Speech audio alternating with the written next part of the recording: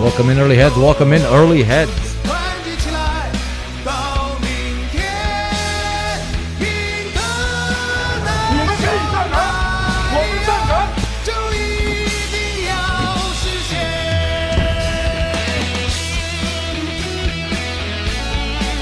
Awarded to the city of Beijing.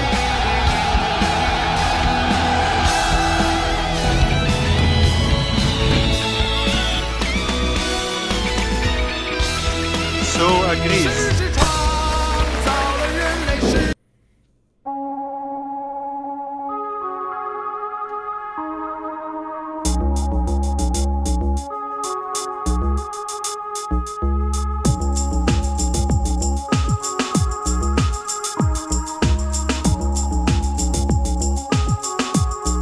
Welcome to the Happy Nation chat. Welcome to the Happy Nation.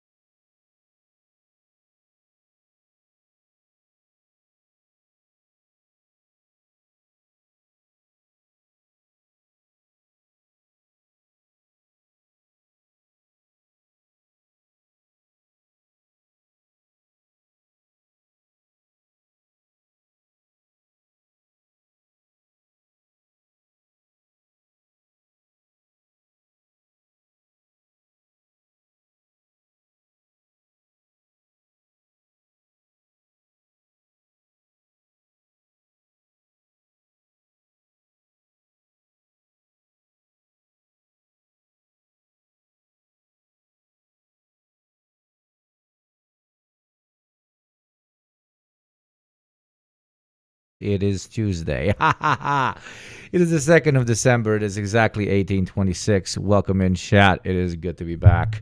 Yesterday we had a lovely stream with Stalker, and today we're going to cover some interesting philosophical slash current digital culture moments.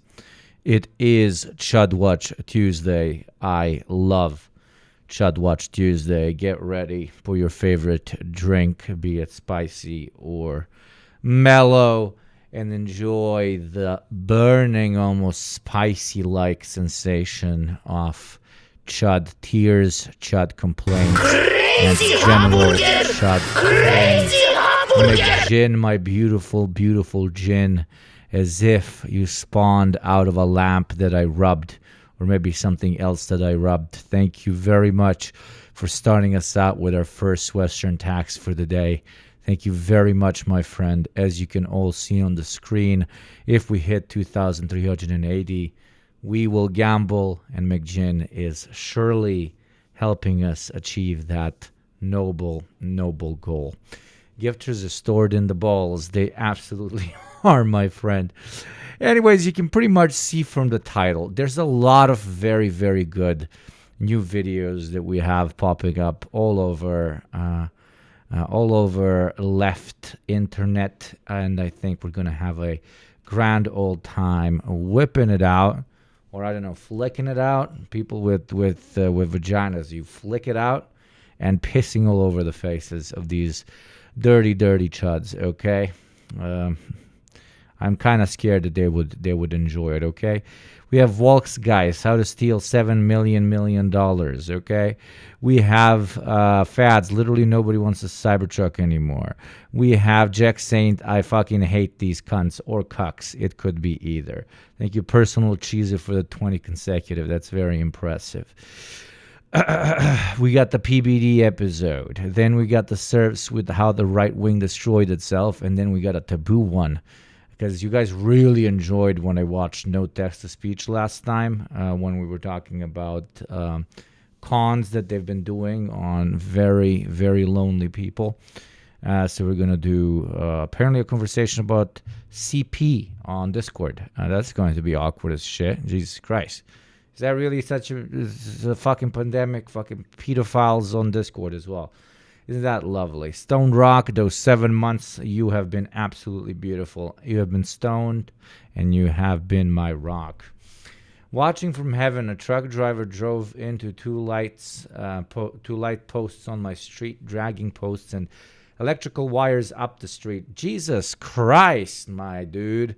One neighbor's car got wrapped in cables, another got flipped upside down. My car and a bunch of others on the block got caught in the warpath. Fuck!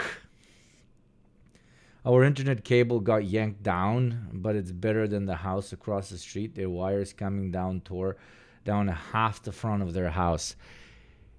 Was he insured? What did he have insurance?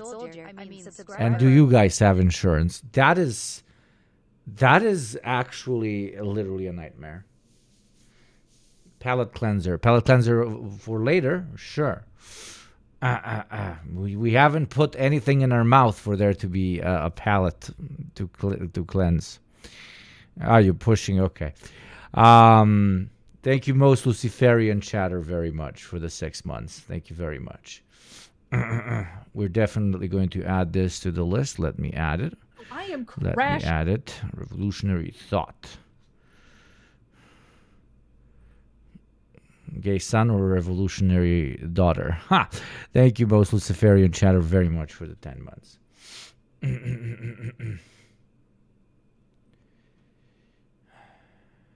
Anyways, what the fuck, dude? Sasha, what the actual shit, dude? Did you wake up to the chaos? I'm sorry. I'm actually very interested. Because I know that Sasha doesn't lie. So this is a real story. I have insurance. We don't know if he does. Some people in the neighborhood think they know who he was, so we'll see. Yeah, it doesn't fucking matter who he was as long as those insane damages are covered.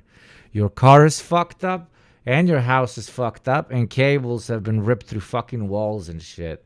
That, oh my God, that's going to cost so much fucking money. I'm really glad you're insured. That is going to cost an absurd amount of money. Sasha, you are forbidden from gifting subs this month, okay? I forbid it, Sasha. You cannot do it. You must rebuild your house. Fucking crazy. That sounds like Stalker 3. If you guys are wondering, come on, level 4, save it. 15 seconds left. Jesus Christ, I can't believe I missed my hype train. Save the fucking hype train right now.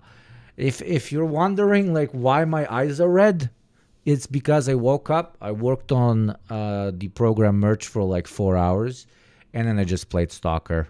It was absolutely fucking incredible. It was so good. Thank you, Polaris, for the emotes and the biddies. Rest in peace, Hype Train. Or the Con Train, as they call it, the first one. Without us, I mean, thank you, Luciferian Chatter, for the biddies. I mean, I have to play it. I really like it. I really, really like it. I was making dinner and the power flickered, and I look outside and see sparks and moving trucks. Jesus Christ. Was it a pickup truck or was it a big truck? Was it an American truck or was it what other nations call a truck? But yeah, good luck. You got this because you're insured, but the Holy Mother of Jesus motherfucker. Anyways, let's start with British people because they're British. And Britain #1. Did you see the speech by the British Prime Minister about how it is now a reality they have to face, that China is going to be #1 and that they have to have a very specific type of policy towards it, but they got to figure out whether it should be a quote-unquote violent one, economically violent, or if it should be one of friendship and alliance. That was crazy. If anybody got a link on that, it's very funny. It's very funny. They're already abandoning the U.S. camp, and it's only going to get stronger. I will unsubscribe if you ever say Britain #1 again. It was ironic. Keir Starmer actually met the communist leader of Vietnam yesterday. Yeah. Comrade Kid Starver is Kid Starver fears China. No, the president of the ex-empire on which the sun never sets, openly talking about how China gonna be number uno, is kind of crazy. It's kind of crazy. My top used emote of 2025, Dr. Sleepy, never changed, my friend. Never change. I love your vibe, dude. It is impeccable, man. It is impeccable. Also, no one cares about UK. China's like, oh my God, Greenland is mad at us. Who the fuck cares? Oh, I agree completely, Polaris. I agree completely. It's just an interesting development. I'm not saying that this is going to be felt by anybody, really. The UK is irrelevant, but except as an entire country that is basically a reality TV show that we sometimes like to tune in, mate, and you see what's happening on the island. OGs here in chat remember that the original Yugopnik Twitch idea was to save all working class-conscious people from the UK and deport all gamers and Twitch streamers to the UK island and Gooners. Which will be protected by the Gooner child soldiers, who will create a Gooner utopia on the British Isles. That, I know for most of you that sounds insane, but this used to be lore that we were developing for subscribers. It was incredible. We gone goon in Britain. In Britain we don't goon. We gone in Britain. Utopia. Anyways, this is literally maybe becoming one of my favorite fucking YouTube creators, period, Jack Saint. God, is it so refreshing to watch Jack Saint. It's never something that's been done time and time again. It's so nice. Even though this one kind of looks like it's going to be news to an extent. But fuck it. It's Jack Saint. He's a fucking saint, and his name is Jack. So let's jack him off. Let's get in. Oh, yeah. Strap yourself in. We're about to jack. Oh, bruv's a bit stupid, innit? The White House has issued a stern Jack Sane is incredible. warning to the rest of the fake news mainstream media. Press Secretary Caroline Levitt has said BBC News is dying because they are anti-Trump fake news. Everyone, said Levitt, should watch GB News. Donald Imagine if like a senator of the Russian parliament like atted BBC and said, "Yo, you shouldn't watch BBC. It's very anti-Putin. You should instead watch Russia Today, you motherfuckers." Oh, I mean Britain Today, Russian. Because GB Today is basically just an American TV station pretending. Media house TV station. Jesus, I'm old, pretending to be British. But then again, what is the difference? Trump is a pedophile. Is a sentence Donald Trump clearly doesn't want to hear right now. So the Epstein files got released, or at least 20,000 documents relating to Jeffrey Epstein and his infamous pedophile sex trafficking ring. And a question a lot of people had was if these documents would further suggest a relationship between Epstein's pedophile sex trafficking ring and his longtime friend and current US President, Donald Trump. Have you ever socialized with Donald Trump in the presence of females under the age of 18? Though I'd like to answer that question, at least today, I'm going to have to assert my 5th, 6th, and 14th Amendment rights. Now, it turns out it doesn't really suggest that at all. It just says it. In emails to Ghislaine Maxwell, Epstein outright confirms both that Trump knew about the trafficked teenage girls, and specifically had spent hours in private with one of the named victims on one of many stays at Epstein's home. You could argue maybe he only used those hours to make polite conversation. No, you cannot watch Russia Today in Great Britain. I think the only place in Europe you can watch Russia Today in is like Serbia and maybe that's just Serbia and Belarus.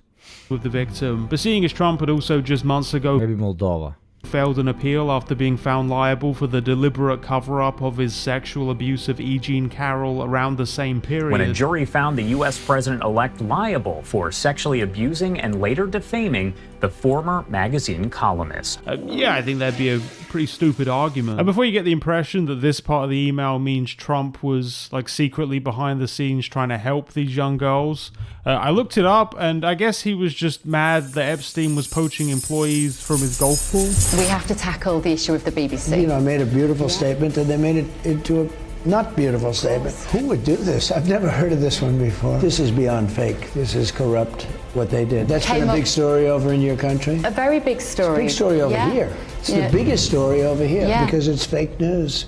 But I've never had anything so fake as the BBC. Yeah. You're obviously a really good... BBC, it doesn't... No. BBC doesn't exist. I checked so many. They're not that big. Oh, you're talking about... Oh my God. You're talking about the news station. Of course, I was also talking about the news station. Dad. Oh, this isn't really a video about the details of those Epstein documents, which I'm sure you can find people talking about at length in many other places. This is a video... They said Baba had one, but turns out it wasn't that impressive. Video about the interview Big Baba Clinton Trump decided to have immediately after those documents were released. I often think watching you that actually being a good president is a bit like being a good father. I spent a little while in America now and have been... Unrelated, but have you seen the intro to FD's latest video? So, do you know how many transgender Americans have been mass shooters over the last 10 years? Too many. Okay, now 5 is a lot, right? I'm gonna give you some credit. Do you know how many mass shooters there have been in America over the last 10 years? Counting or not counting gang violence? Great. I want to watch that execution. That'll make my day better. I want to see him on a public block and get him be publicly executed. And I think that would be justice. At what age should you start to see public executions? Well, hold on a second. Don't you agree that more speech, not less speech, is better for a free society? Prowling blacks go around for fun to go target white people. That's a fact. Now let's get it all in perspective. For all y'all enjoyment, a song y'all can step with. Y'all appointed me to bring rap justice, but I ain't 5-0, y'all know it's Nas, yo. Grey Goose and a whole lot of hydro. Only describe us as soldier survivors. Stay laced in the best, well dressed with finesse in the white tee, looking for white meat. So if you had a daughter and she was 10 and she got raped, when she was gonna give birth and she was gonna live, would you want her to go through that and carry her baby? The answer is yes, the baby would be delivered. In the days after the death of George Floyd, conservatives created the George Floyd Challenge on social media, where they took pictures of themselves mocking Floyd's last moments before his death. And you swing around like you stupid. King of the Didn't know you had that game, FD. Good fucking job, brother. That's fucking good shit. That is funny shit, man. Pretty good trailer. Pretty good trailer. When the getters get got. Crimes in your name. And if you'd like to get yourself protected today, you can just use my link in the description or go to incogni.com/JackSaint with the code JackSaint to get 60% off of Incogni today. Erase yourself from the internet with Incogni. Thank you to... Wait, what the fuck? That's not the... Okay, I'm so sorry, John. Really struck by the sense of positivity here. The can-do attitude is really in contrast to the UK. I think it takes real backbone as a country's leader to stand up in a room like you did in New York with the UN. For me, it was one of the greatest moments. I could have watched Without that speech. a teleprompter. I loved it. Everyone's having dinners there. We have these beautiful, nice military guys all over the place. I'm a big fan of the National Guard here. Right. They're so friendly, and you see them putting shopping in the car of old women. And we've got such a crime problem in London, and I wonder whether Sadiq Khan should do something similar. You've proven that leaders don't just have to sit around writing strongly worded letters. You No, instead you just scream. I don't think he knows how to write, dude. can actually get Maybe he knows how to do it on a computer and knows how to sign, but that's it. stuff done in a short space of time. How have you done it?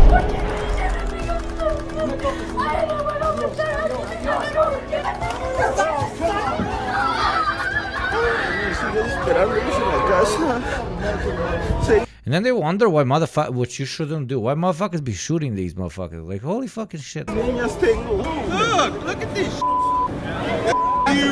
No, Twitch, I'm not saying it's good to shoot these motherfuckers. What I'm saying is that it's not surprising when motherfuckers that push for rhetoric that leads to this get shot. That's not a bannable offense to say that. That's fucking facts. How have you done it? Is it about your team, your vision, your drive? This is Beverly Turner. Because there is so much conversation at the moment, which One is is quite selling right, clothes, one is about selling equal Formula One. pay and equal rights. Like, people will talk shit about, I don't know, OnlyFans girls because they I don't know, sell something that is quote unquote supposed to be private. Like, this makes any OnlyFans woman look like a fucking nun, okay? Makes them look like they took an oath to chastity, motherfucker. Okay, it's one thing to show your fanny, it's another thing to show you fucking sell your soul, bro. Mother of God, dude. For women, and we cannot have it both ways. But post Weinstein, post Trump's comments, What's your job? Oh, I just suck ideological dick on national television. And I'm not saying that because she's a woman. It's mostly men that also do it. But sucking ideological dick should rightfully also be called out as, I guess, indecent. Whatever decent is supposed to mean. there is a tide change. In 2005, she published the book The Pits, The Real World of Formula One, a reflection on her time as a female sports reporter. In fact, her book is a scathing criticism of the culture around F1, which she describes as sexist and discriminatory based on her own experiences feeling marginalized in her profession. As a prominent advocate for women and women's reproductive rights... That's just not true. There are not the same number of men being sexually harassed by women as there are women being sexually harassed by men. To say that women should go through with pregnancies and not go through an abortion because this is what God says is the right thing to do is utterly terrifying. And if you aren't terrified, you flipping well should be. Turner called out the NHS as an inherently chauvinistic organisation that discriminated against women's needs. And years later, she would similarly speak out against discriminatory, sexist, and racist practices. Leaving the radio station LBC in 2019, she complained that the company disproportionately hired white men and failed to create an environment that would nurture female employees. Her only lament was that in struggling against this harsh patriarchal society, how often she felt alone and unsupported. Guess what? I haven't watched the video, but guess what? Guess what changed the liberal from being slightly socially progressive into supporting the status quo against more radical change? Guess what, chat? Guess what? Guess what? She got fucking rich. She got fucking rich the same way I am incredibly wealthy. Because I have friends like Lucid Fox that are rating me right now. Thank you, you beautiful, beautiful motherfucker. Please, everybody, go give Lucid Fox a follow. Thank you very much. I hope you had a lovely stream. I want to shout out to Lucid Fox. Friend of the show, great motherfucking streamer. Always check him out. Thank you very much. If there's any oilers in chat that were thinking of oiling us, now will be the proper time to pay your taxes or oil us so that we make all our new chatters feel very, very welcome.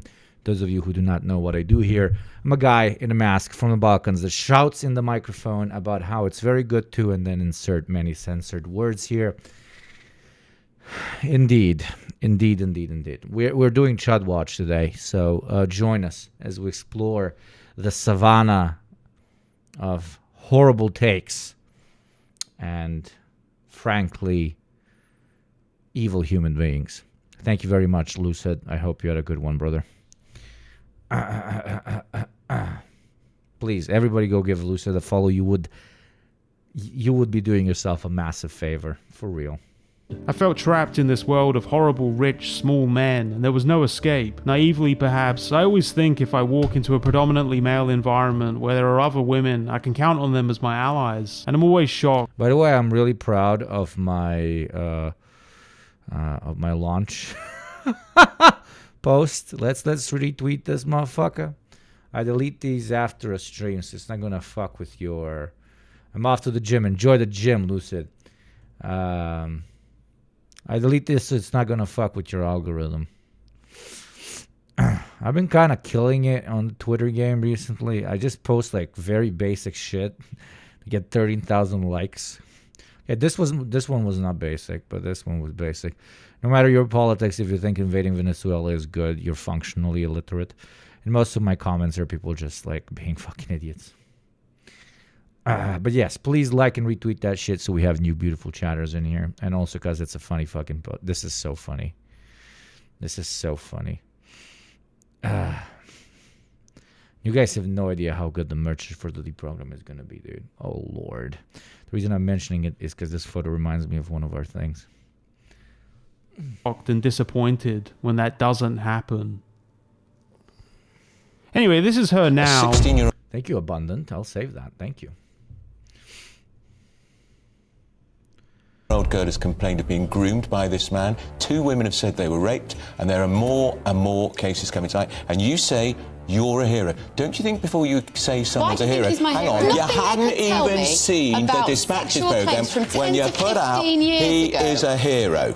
You hadn't even seen the Dispatches programme. All you've done is attack these women. Shame on you. Now bear in mind, I've watched a lot of GB News over the last year, and this sort of Malfoy-looking gentleman is certainly not a woke king. He has himself gotten in trouble for his own journalism regarding victims of sexual harassment. Would she not really remember if a very senior politician, cabinet rank, had touched her knee in a way which she thought suggests, I want to have sex with you? But yeah, no, he definitely a notch up in my opinion. All these people, all these newspapers that gave one side of the pandemic, he was alone. So it's now about COVID again. Beverly Turner's other big hobby horse. She can't get through an hour without going on about COVID. This is not about COVID. This is about serious allegations about a public figure who has been accused by 4 women of 2 of rape, 1 of grooming a 16-year-old, and you're banging on about COVID. He talks about the You're thing obsessed. that You're obsessed. He would not have you make of explained that? the As a woman, popularity. as a woman, knowing that. Don't buy the merch yet. Wait for the new drop, bro. Trust me, the new drop is going to be, oh my God. You have no idea how good the new drop is. You have no idea. Almost as good as this fucking lady's downward pummel. Downward spiral. Very language London language speak today, yes. How difficult it is if in this all of country. the mainstream media hadn't been singing for Missing that point. This is not pre-2020 Beverly Turner, the person I've just described that inhabited this body for almost 50 years. Beverly Turner despised Donald Trump and his supporters, who she saw as an extension of the rich, white, chauvinistic dominance that had plagued much of her early career. Tribal, unevolved, uneducated, angry, small-minded, damaged white men. Bet they love Trump and Boris though. It's truly sickening, but they look emboldened by Trump. He's allowed them to believe this is okay. He said he'd send in the army to get the job done. This was like a threat to the police to get tougher, so they did. There is so much blood on his hands. Imagine what inauguration is going to look like if Joe Biden wins. There's no way Trump will turn up and play nice. Don't expect Trump to go without a protracted legal battle. I can't celebrate yet. I just sense impending disruption and more than a little chaos. I dearly hope I'm wrong. Can't breathe out just yet. He's a psycho. Oh my God, Trump just guaranteed violence against the volunteers counting votes. Is there nobody around him with any power to stop his insanity? This isn't Beverly Turner. This is Bev. You know what's something I've been wanting more of lately? Privacy. Unfortunately, that's a very hard thing to get on the internet, and there are very few services you can trust to help. One of them is today's sponsor, Incogni. Data brokers are right now collecting and trading your personal data without you knowing about it, and you would have the right to request. As always, if you want to use a particular service, please use it through the link of some of the people's content we are unabashedly stealing here. It is the right thing to do. It is the only ethical way to consume, through referral links.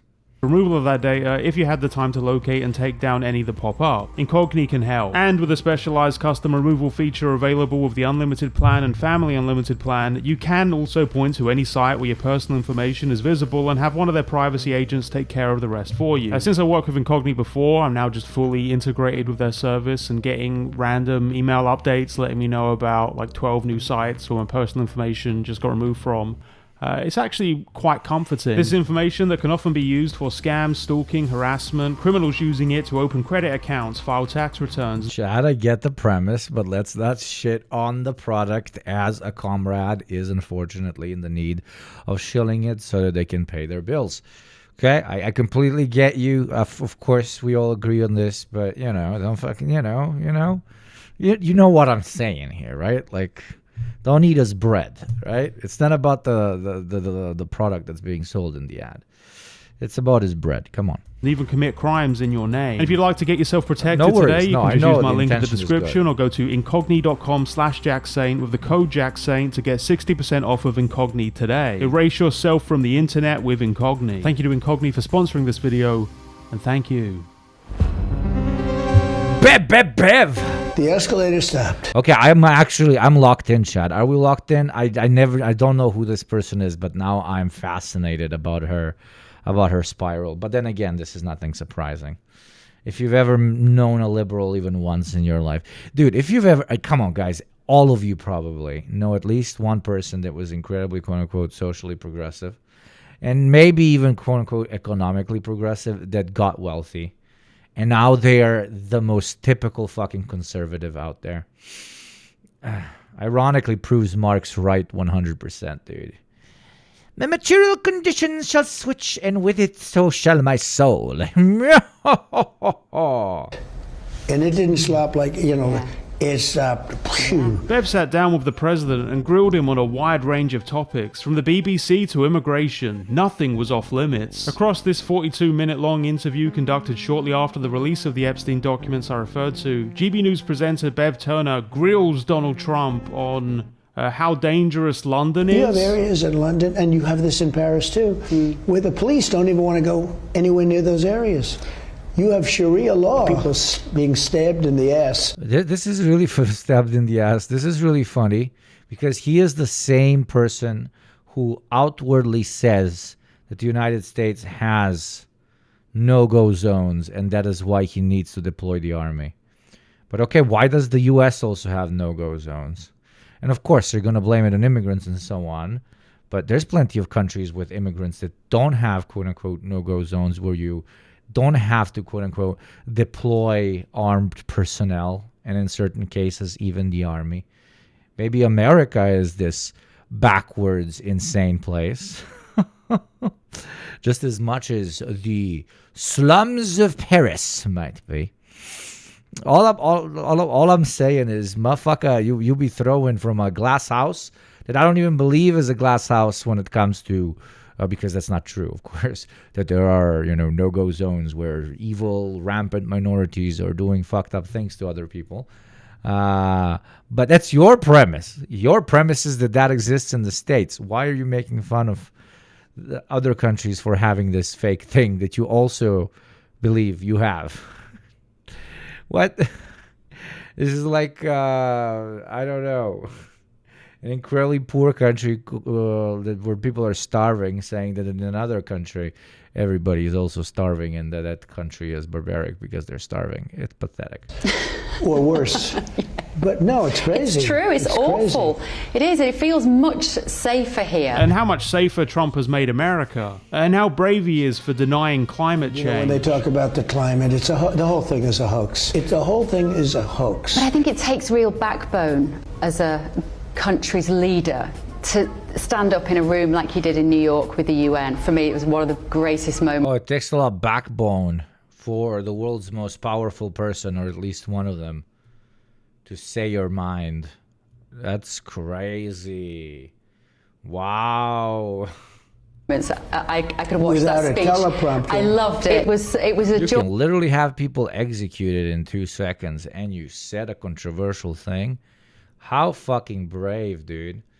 To watch, because you dropped so many truth bombs on that room of globalists. Literally Gandhi before the revolution, piece, my dude. Took away my teleprompter. I know. And why we need to stop using windmills, because they're killing all the birds. And you're putting up windmills all over. You're killing all the birds, by the way. And how nice his golf courses are. You've just won a record for having the best golf course in the world. I believe. It just was rated one of the best golf courses in the world. And how nice his ballroom is. Talking about the ballroom, which I think is brilliant. And what a good dad he is. Your children really like you, which is obvious. And or love. Or love you. But she does not bring up. Imagine as somebody who's not from the Western world listening to Americans. I'm not talking about regular everyday Americans, but American media or British media call out our media for being incredibly biased and sucking up to our domestic dictators. Okay? What they're saying is low-key true, because they are. But so are you. It's another massive rock being hurled from the non-existing window of a glass house. The child sex trafficking. No, obviously it makes sense. I'm just trying to make you understand just how fucking annoying it is to not live in the West, but constantly have to listen to the West about how different in a negative way you are to them. And then you watch something like this, okay? If they were, come on, you gotta admit to your Orientalism to an extent. If they were speaking Arabic and it was like an Arabic leader being interviewed by an Arabic lady, or if they were speaking Russian, it was a Russian interviewer interviewing a Russian person, right? A politician, and so on. If it was any of those two languages, motherfucker, okay? Dude, imagine if they were speaking Korean. Be like, oh my fucking God, dude, there's no fucking freedom in this country. All the fucking journalists are just sucking him off. They're all sucking him off. This is crazy. But no, it happens in English and it's fine. It's just this in this specific journalist. This is not systemic. Oh, but in the East and the global South, we can generalize everything based on individual journalists that might be sellouts. But in the U.S., it's all individuals. There's no systemic propaganda. There's no systemic oppression. There's no systemic spins to stories. Of course, there isn't. I mean. Oh, Lord. Dude. I fucking, American exceptionalism makes crack look like fucking apple soda juice, okay? For real, they'll probably talk about freeing them from the dictator who is propagandizing them. It has to be exhausting watching this shit from European and Asian and African countries. Dude, it's fucking crazy. I like to ask people if they think they would fall for Russian or North Korean propaganda if they were born there. A lot of these people consume Western propaganda uncritical. Absolutely, they would fall. But the meme. That's the meme. That's the joke, my friend. I think you slightly missed it, and I'm saying this with good intention. Almost everywhere else, people know that the media is subjective and it's pushing a particular agenda so they can make money and so that they can get in the good graces of whatever person holds great political or financial power, or usually both, because that's how it goes. Everybody knows when we turn on our TVs, we're like, Jesus, they're just shoveling new shit into our mouths. It is only in the West that they can turn on a channel like this and believe that this is unbiased reporting. There you go. You can put this on my grave platter or whatever. Only Westerners believe in the myth of unbiased reporting. Only you guys do. We don't think that's a thing, because guess what? That's not a thing. How can that be a thing? How naive are you? Thank you, Eolixa, for the Prime. Reminder to everybody that Primes are free, and you can always prime me up, baby. Thank you, Eolixa. That's very kind of you. Sorry for the creepy allegory there. Thank you, Gabriel Hellborn, you 19 months thick fucking boomer, you. CIA here. There is no propaganda in the U.S. Wink, wink. Yeah. All of you know my joke about the KGB officer and the CIA agent talking about propaganda. It's a fucking classic, and it applies to this day. That's why a GB News presenter wouldn't be pushing back against climate change denial, since GB News is owned by oil and gas. I don't think it's specific to the West. It's just a lib thing. No, our libs don't think that they're telling us the truth on the television. Sure, our libs are more prone to believing, suited up white people speaking very seriously on traditional media. Sure, and I know you're going, Pizza Famine here is doing more proper, I guess, scientific analysis of this whole thing. Well, to an extent, I am like orientalizing the West by generalizing all of them. But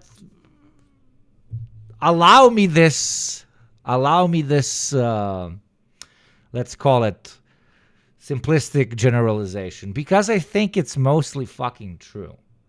And it again goes to the towards this. It comes from the sense of just being an exceptional national or state project, in which no matter how bad things get here, you always believe that they're much worse somewhere else, which allows you to gaslight yourself into thinking that it cannot be better. Okay? That is the main problem with American exceptionalism, but also British exceptionalism, French exceptionalism. Generally, the Western states have this big time, while the rest of us have the equally problematic opposite of always thinking that everything here is shit, no matter what. We're idiots in our own way. Okay, we're idiots in our own way. I'm not saying we're cveće za mirisanje. We're flowers to be smelled, as we like to say. No, we're not. But at least we don't live in La La Land. Gas companies. That's actually quite a major point. I couldn't really figure out a way to convey that. Oil and gas companies. I think the coal and gas industry have bought out a lot of politicians, and there's a lot of interest. There's a lot of money in these really powerful energy companies. Who? There's a lot of interest in these powerful Who energy have they bought? companies. I mean, that's a big claim. Yeah, because oil is so much bigger than any other subject in terms of economic wealth and in terms of lifestyle and living. And underpinning the success of a country. See, John, you're outside enjoying the sunshine. It's not too hot, is it? Heat waves are becoming more. I agree. Oilers are very important. I mean, oil is very important. It's what runs Twitch channels such as myself. Oil. We cannot do without oil. you guys are talking about oil and gas. No, I'm talking about a different type of oil, okay? More extreme. As we like to call it here, taxes, specifically Western taxes. This is yet another one which is coming down the track towards us. And, you know, I don't think we should be too light-hearted about the fact that many are going to die early next week because of the heat. So, John, I want us to be happy about the weather. And I don't know whether something's happened to meteorologists to make you all a little bit fatalistic and harbingers of doom. But haven't we always had hot weather, John? I mean, wasn't the summer of 76? That was as hot as this, wasn't it? No. GB News, like Trump, personally benefit. Can't we just be positive about this? Do we always have to talk about bloody burning down the planet? You know, maybe it's not going to burn down. Why do you keep talking about the potential negatives of death and spiraling into civil war and chaos all over the world? You know, this is so negative. That's so negative. You're always a downer. You must not be very fun at parties. Financially from these industries. They make money from repeating lies like the North Sea has 1,000 years of life left for oil production. You've got 1,000 years of life there. That's one of the most vibrant, and it's also some of the best oil. You know, it's really, and you're destroying your country with windmills all over the place. When it's already dropped by like 80% in the past 30 years. Ultimately, once fossil fuel dependent countries no longer have access or money for the gas, when the massive ecological problems caused by man-made climate change become both much harder to avoid and far more severe, Trump and Bev will already have made their Dubai private investment money. And then they can go live on the moon. Wonderful kids, wonderful grandchildren. I have a good family. Yeah. Well, lovely to sit down and talk with you. Thank you very much. Have a lovely weekend. Well, you too, and good luck with oil. And obviously it makes sense. Good luck with oil. As a two Twitch streamers talking to each other. Two Twitch streamers after they meet. Lovely weekend. Well, you too, and good luck with oil. Two Twitch streamers talking to each other on a Friday. Obviously, it makes sense as a patriotic... yes, this is me calling out the Oilers, baby. Brit to publicly nod along as the leader of a foreign power feeds into the bizarre societal hysteria that London is a... What do you mean foreign power? She thinks he's literally her boyfriend, dude. My man. Scary, dangerous place. Alright, guys, this is it. This is Oxford Street. The infamous Oxford Street. The most... Oh, my favorite South African! My favorite South African in Britain saying that everything's fucked up because there's many of them goddamn browns around. Infamous street in the UK. I feel like people like this will get shot and then everybody's gonna be like, but what the fuck? What the fuck? What the hell? How did this happen? What the fuck? What? What? He was just doing content. What the fuck? Right? Please don't shoot him. No, genuinely don't shoot him. He's fucking irrelevant. You'll make him into a relevant fucking martyr for like 3 weeks, and then people are going to be photoshopping his face on people that are getting fucked up the ass on the internet. I love Kirkification. Please keep doing Kirkification. It's fucking hilarious. And please don't shoot this guy. I'm not doing a bit here. Like, do not shoot this guy. But, you know, one would not be mind blown if it happens. Can't wait for this to be fucking clipped. certain energy in the air, like something's brewing. That's correct. A lot of nonsense. Is that so? What do you want to rephrase a little bit, madam? Why do you think so? To actually compliment him on how much safer you feel in a city that is actively under the control of his military. How would you define American patriotism, and what can we learn? And fully advising him to bully £1 billion out of the UK because 2 years ago a news show showed clips of the things he said. I think I have an obligation to bring a major lawsuit against the BBC. I don't think I ever feel as patriotic as when I'm comparing myself to people who identify as patriots. Even though there are so many topics we could talk about, we have to tackle the issue of the BBC. The interview's main focus is on the BBC and their dishonest portrayal of Trump as some kind of violence-inciting psycho with blood on his hands. By isolating specific things that Trump had said in his hour-long speech directly before the January 6th Capitol riots, and then criticizing them. They'd clipped together, hadn't they, two parts of the speech that were nearly an hour apart. It's incredible. To depict the idea that you had given this aggressive speech which led to this riot. And one making you into a bad guy, and the other one was, you know, my statement was a very calming statement. Bev is obviously shocked and disgusted by this. It's different. It wasn't until nearly an hour later that he then said the second part. That is damning stuff. All I can say is I can't think of anything I agree with Donald Trump on. I don't think there's anything Donald Trump says that I agree with. That is the bias that we're trying to expose, isn't it? Can I just ask you on a personal level, do you like President Trump? On a personal level, I think he's very amusing. I don't think he should be anywhere close to power. He doesn't like Donald Trump? Isn't that legal? Now, when I tell you that not only was the case seriously made by Trump that this constituted libel at a cost of $1 billion. Very interesting case study, this lady. What's the case study on? On sellouts, baby. Shillouts, baby. Woo! They haven't offered you a penny in compensation. There was this figure of $1 billion that you may be pursuing. I think I have an obligation to do it. But that the entire global media establishment effectively rallied around this narrative to the point of leadership at the BBC being pressured to make groveling apologies to Trump and then resign in disgrace anyway, just to really hammer home how obviously wrong it is to suggest Trump incites violence, and then show separate segments from a speech that immediately preceded mass violence from his supporters. I guess they also didn't pick up on the peaceful parts of Trump's speech his lawyers told him to throw in. Incidentally, if anything in this video seems slanderous, this is all actually satire, and I think the opposite of any bad thing you think I said. When I tell you all of this, you may start to feel like you've lost your fucking mind. Did I mention while this was happening, Trump threatened to execute politicians? Seditious behavior, punishable by death. Heavy words there. It's a disgrace. There's never been anything like that. You could take third world countries. Just take a look. Take third world countries. Their elections are more honest than what we've been going through in this country.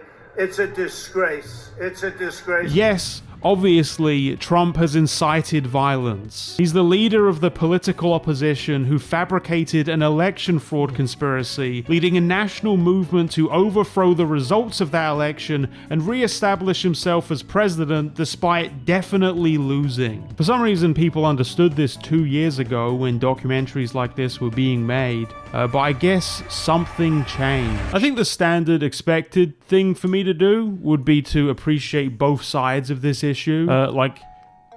Trump is certainly a rascal in his language sometimes, but also the BBC was very dishonest, and that's a really big deal. And really, since we expect the BBC to be a responsible journalistic outlet, and we expect the leader of the free world to be a massive fucking baby. And there's one thing with Donald Trump, regardless if you like him or not, regardless of what you think of your views, you have to play to the man's characteristics. And apologising, even if we're through gritted teeth, is sometimes that you have to do it, and they've missed a beat there. The BBC sort of worse when you think about it. Not only am I not willing to say the BBC is in the wrong on this situation, I just think the whole thing is an obviously made up controversy to distract from Trump apparently knowing about his friend's sex trafficking ring and spending the night with a trafficked teenage girl. Mr. President, why wait for Congress to release the Epstein files? Why not just do it now? You know, I think you are a terrible reporter. You're all psyched up. Somebody psychs you over at ABC. They're going to psych you. You're a terrible person and a terrible reporter. I think the license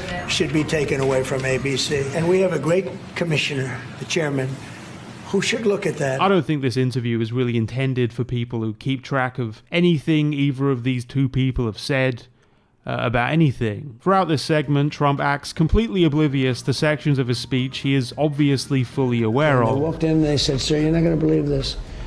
I said, "What is it?" And they show me the one, and then they show me the other. And it's not even close, you know, it's different words. Who would do this? I've never heard of this one before. I couldn't believe it, actually. I've never seen it. I've been doing this for a long time. I've never seen anything like that. Going as far as to suggest they were actually doctored and not even things he said. Trump has not at all I can't stop looking at Trump's Nikusi. Yeah, once you see it, you can't unsee it. Surprised, people criticized parts of the speech he gave at a rally that then instantly morphed into a massive violent mob, resulting in multiple deaths, thousands of injuries, and the ransacking of major government buildings. He just spent years in court. Some called it America's Tiananmen Square. Others said, "Bro, that shit was funny." Arguing about There's no question, none, that President Trump is practically and morally responsible for provoking the events of the day. He has already pardoned the people who took part in that mob because he clearly doesn't care about being associated with it. He is on record being pleased about it when it was happening and waited hours to take any action, which took the form of telling rioters he loved them, but they needed to go home. They were there with love in their heart. That was an unbelievable, and it was a beautiful day. The idea that these specific parts of his rhetoric were worth extra scrutiny was so inoffensive that nobody even bothered to complain about this BBC coverage for over a year, until, oh how interesting, the Epstein files are getting released. This is a little reminder. Barry, have I ever told you I love you? I mean, I did, but I gotta remind you today that I am deeply in love with you. Dude, it's literally a pussy, dude.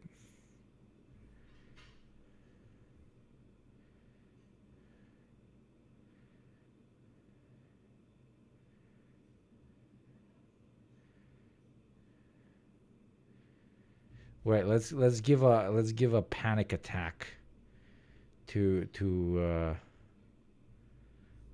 can I zoom even more? No, I can't, son of a bitch. Let's give a panic attack to a Twitch moderator. Ha!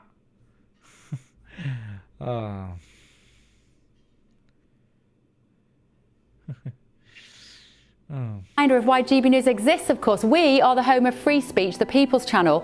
We are certainly not fake news. We take our job very seriously, and truth matters. The crazy thing is, I don't really like BBC News that much. They are riddled with the brainworms that balanced reporting means constantly pandering to a rapidly right-shifting perspective, and their collaboration with the rest of mainstream UK media in turning Nigel Farage into the main character of British politics alone shows the inherent bias in their version of neutrality. How many other times have they done it to your Prime Minister?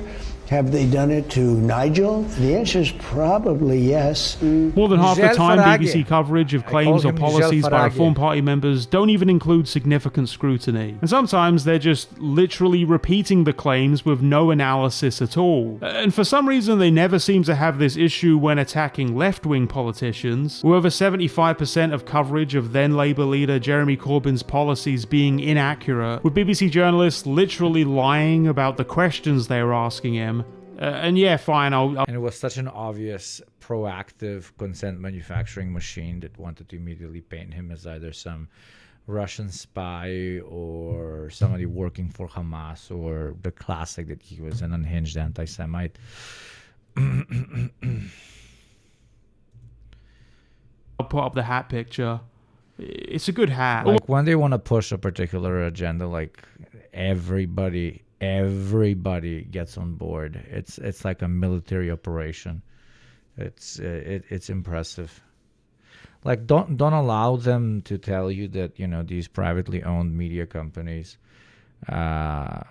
only streamline particular perspectives by being really smart with the hiring process. Like you don't have to necessarily censor your media apparatus if you've made sure you only hired people from the get-go that agree with you, okay?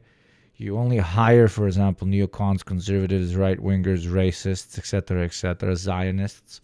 You make a team out of 1,000 people like that. Why the fuck do you need to censor them? Why the fuck do you have to call them up and tell them what to do? They're going to do it by themselves because they believe in that particular thing.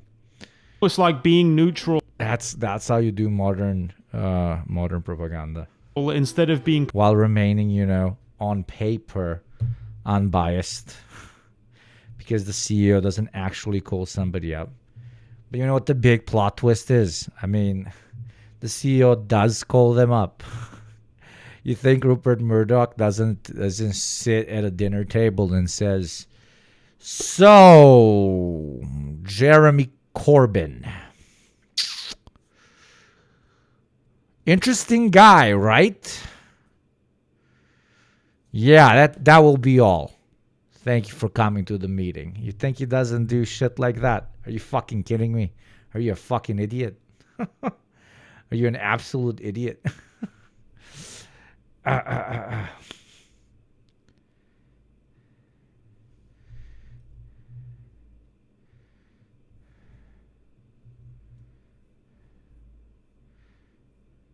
What's up, little Cuban? He's for the country. You asked yesterday about kind of policies for the country, and he said nationalise the entire economy. So just wondering, what does that look like? That looks like a socialist transformation of the country where we nationalise utilities, we nationalise energy, we nationalise transport, we nationalise communications, including the internet, but we also have to broaden our horizons. But not the entire economy, though. So we have to have a socialist economy that includes workers running their workplaces through cooperatives. It means public services run for profit, not need, with, workers and users on the boards of those organisations. Democratic ownership. And it means the entire economy run by workers, not the billionaires and the corporations that run it today. So I'm just interested because like kiosks, like small little cafe kiosks, that kind of. Workers' cooperatives. Yeah. So I don't know. I'm just interested because you said the entire. I'm just trying to. I think it's fascinating. The entire economy under the control of workers. Okay. Whether that is nationalisation. Oh my God, so unapologetic. I did not know about Zara Sultana's motherfucking game. Holy fucking shit. Workers' cooperation. Socialisation. And when we look at especially Why things is he like so food, scared of it, that means looking at the entire food production system and that being under the control of workers. Holy mother of God. Dude, if Zoran was like this, I would literally migrate to New York and I would work for him. This ball's the size of the entire British island. Okay. Pretty fucking impressive. Principle just makes you a tool for whatever the current mainstream political narrative is. Despite what Donald Trump or Bev Turner or the rest of this media establishment would insist, no, I don't think this groveling from the BBC shows how clearly wrong. She infighting with Corbyn? I don't know anything about British politics. I refuse to engage. I just scream at my British chatters or at lesbian hot sauce and I'm like, tell me what to think about this! And you guys tell me what to think about it.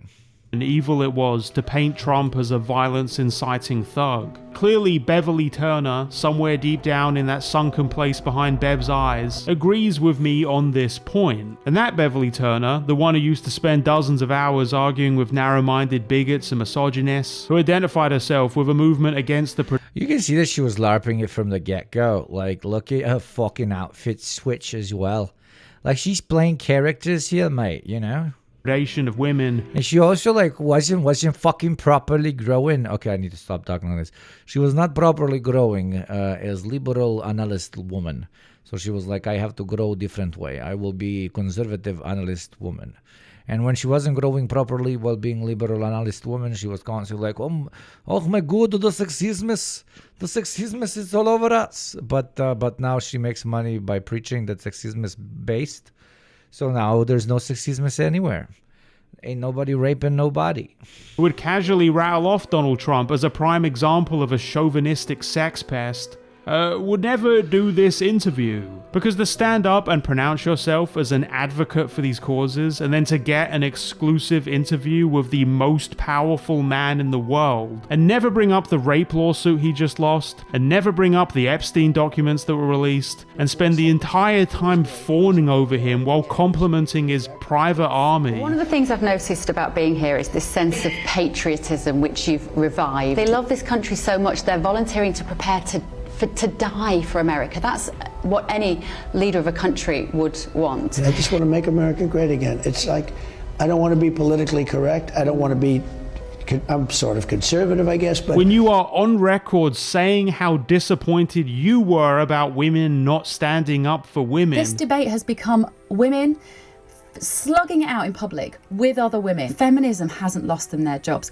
The bosses of Formula One lost them their jobs. It's just so utterly, unimaginably lacking in spine or self-respect. Is this the problem, that nobody has the backbone to be the person to put their hand up and say, we know that you don't all believe in this, but you're all going along with it. But why? Why are they going along with it? I agree, Bev. You've had a phenomenal success with solving conflicts. The peace president is one of the names I know that you hear quite a lot. In August 2025, an unconfirmed rumour was circulated by the Daily Mail claiming that workers at a local pub had refused on principle to serve Vice President J.D. Vance. On this, Bev said, "These staff are pathetic. I wonder what they actually thought they were protesting about. I imagine if pushed, they wouldn't really know. They'd just point, Trump bad, so Vance bad, without having a clue about their policy successes or manifesto commitments met. These days, being part of the mindless flock and flouncing out just gives meaning to otherwise meaningless lives. Grow up, you absolute tools." I think there's a term for people who've willingly stripped themselves of their own thoughts and values so that they could be used as a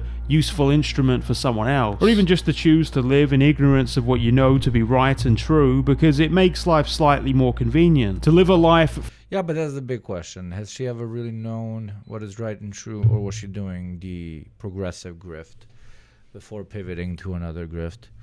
Right? Because the pitch here is, look at all of the examples of her being a relatively decent human being who understands what systemic and ideological bigotry looks like, who then pivoted to a conservative, okay? But, and the argument there is, she understands just how fucked up the world is. But maybe she never, nobody has an answer to this. I'm just, fucking throwing another option out there, that she never believed in it in the first place. That was just the grind set that she was on back then. And now she's in a different grind set. That's it. Sometimes it is that simple. Free of agency to serve the whims of your masters. So I'd say between the possibly fictitious wait staff who stood up to a major political leader, and the woman so desperate to serve those leaders she made up a new identity for it, it's you, Bev, who is the absolute tool. Defend fearless journalism for only £108 a year. Really, it doesn't matter what Beverly Turner actually believes. I'd argue her whole position is reliant on her being completely flexible on what she'll believe depending on what opinion she's been instructed on. In this way, she's kind of the epitome of political correctness. 10 years ago, the correct thing to do was frame any attack on her as an attack on all women from the perspective of Me Too. The current thing. I'm the current thing, Wojak. Current thing, Wojak. Whoa, current thing, Wojak. I'm the current thing, Wojak. Wojak, current thing. Whoa, I'm the current thing, Wojak, by the lady. Current thing, Wojak. I'm Wojaking the current thing. Rawr. Speaking of the current thing, as we hit hour number 1, you gotta be the gifter, Wojak. Why don't you be the subscriber, Wojak, or the Prime free subscription, Wojak? How do you look like that, Wojak? Well, you look like Chad, while holding a debit card. Reminder to all Westerners to pay their taxes. We only have one Westerner that paid their taxes. Their exclamation point tax for this show is 100% sponsor free, 100% ad free, and 100% Wojak. So if you want to Wojak yourself into the Poggers, subscribe Poggers. When everybody's spamming Wojaks in chat, okay? Poggers, Pog. If you want to be one of those Wojaks, do consider subscribing. Or if you're here and you haven't followed yet, click that button as well, okay? I want some oil. I want some Western Wojaks and some developing world Wojaks to become Western and developing world gifter Wojaks. Can we have a gifter Wojak in chat? Oh my God. I'm gonna Wojak. Oh. Sorry, following just because of that, Poggers. Indeed. You're a follower, Wojak, now. Become a subscriber, Wojak.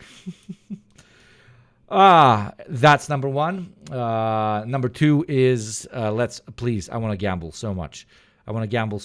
If you guys don't know, if we hit the target, we can gamble. And gambling is basically like I potentially lose a lot of money.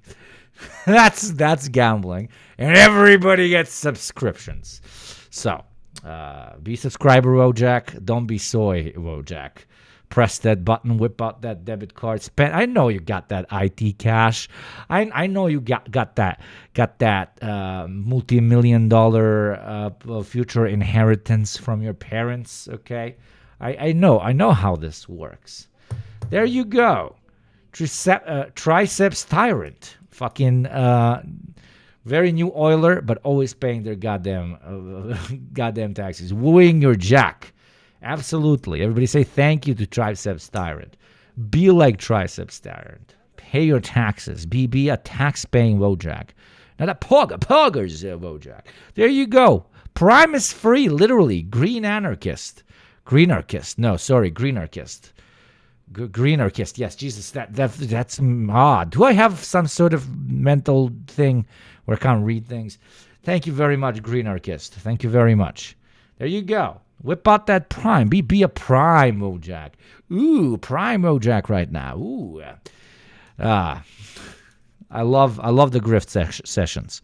Be the Prime, Wojak. Social progression. And a few weeks ago, the convenient thing to do was assure Trump's team that instead of talking about his now well-established ties to the decade's most infamous pedophile, instead you'd ask him how he stays so positive, and how many awards his golf course has. And I think that's what I see both in interviews like this and in... Jeez, this is the first time we've seen the Nightbot thing. Can we have it say consumer? Because Consumer really makes fun of them. I think it's low-key. Lele! Lele! There has to be one.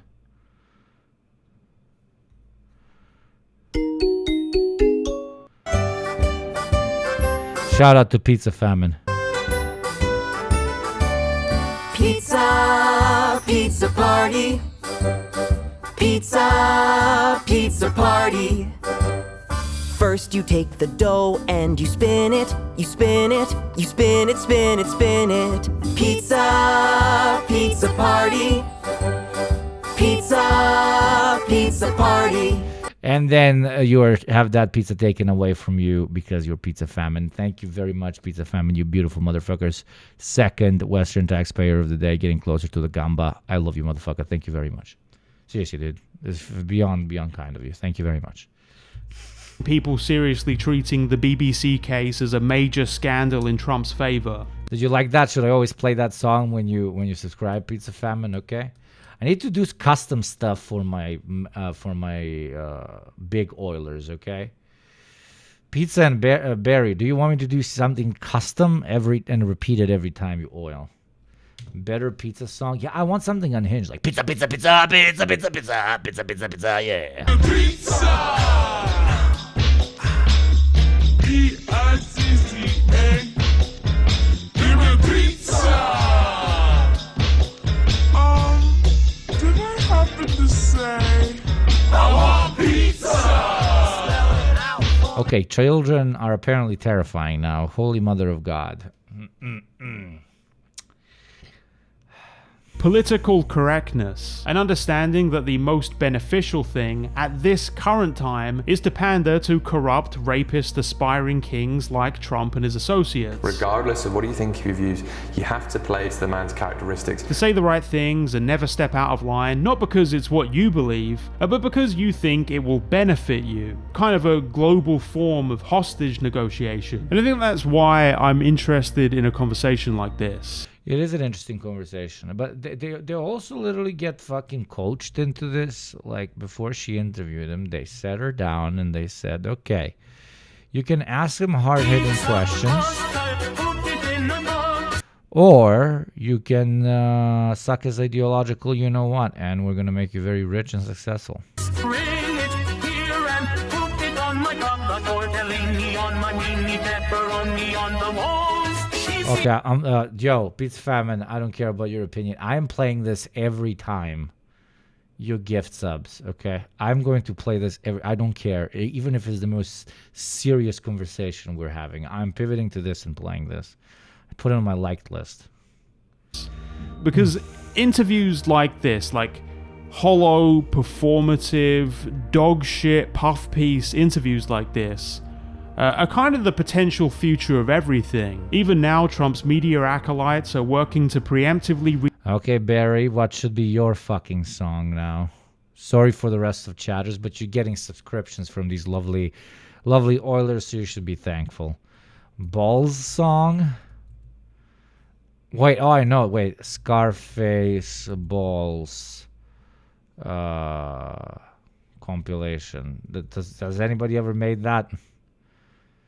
Just continuously saying balls, because he says balls a lot. Hey, Tom, where'd you find your old girl? My own girl. Yeah, that's what I'm doing. Oh, you go do it somewhere else. Get low. I'm giving you all. Don't think I got it. My balls and my word.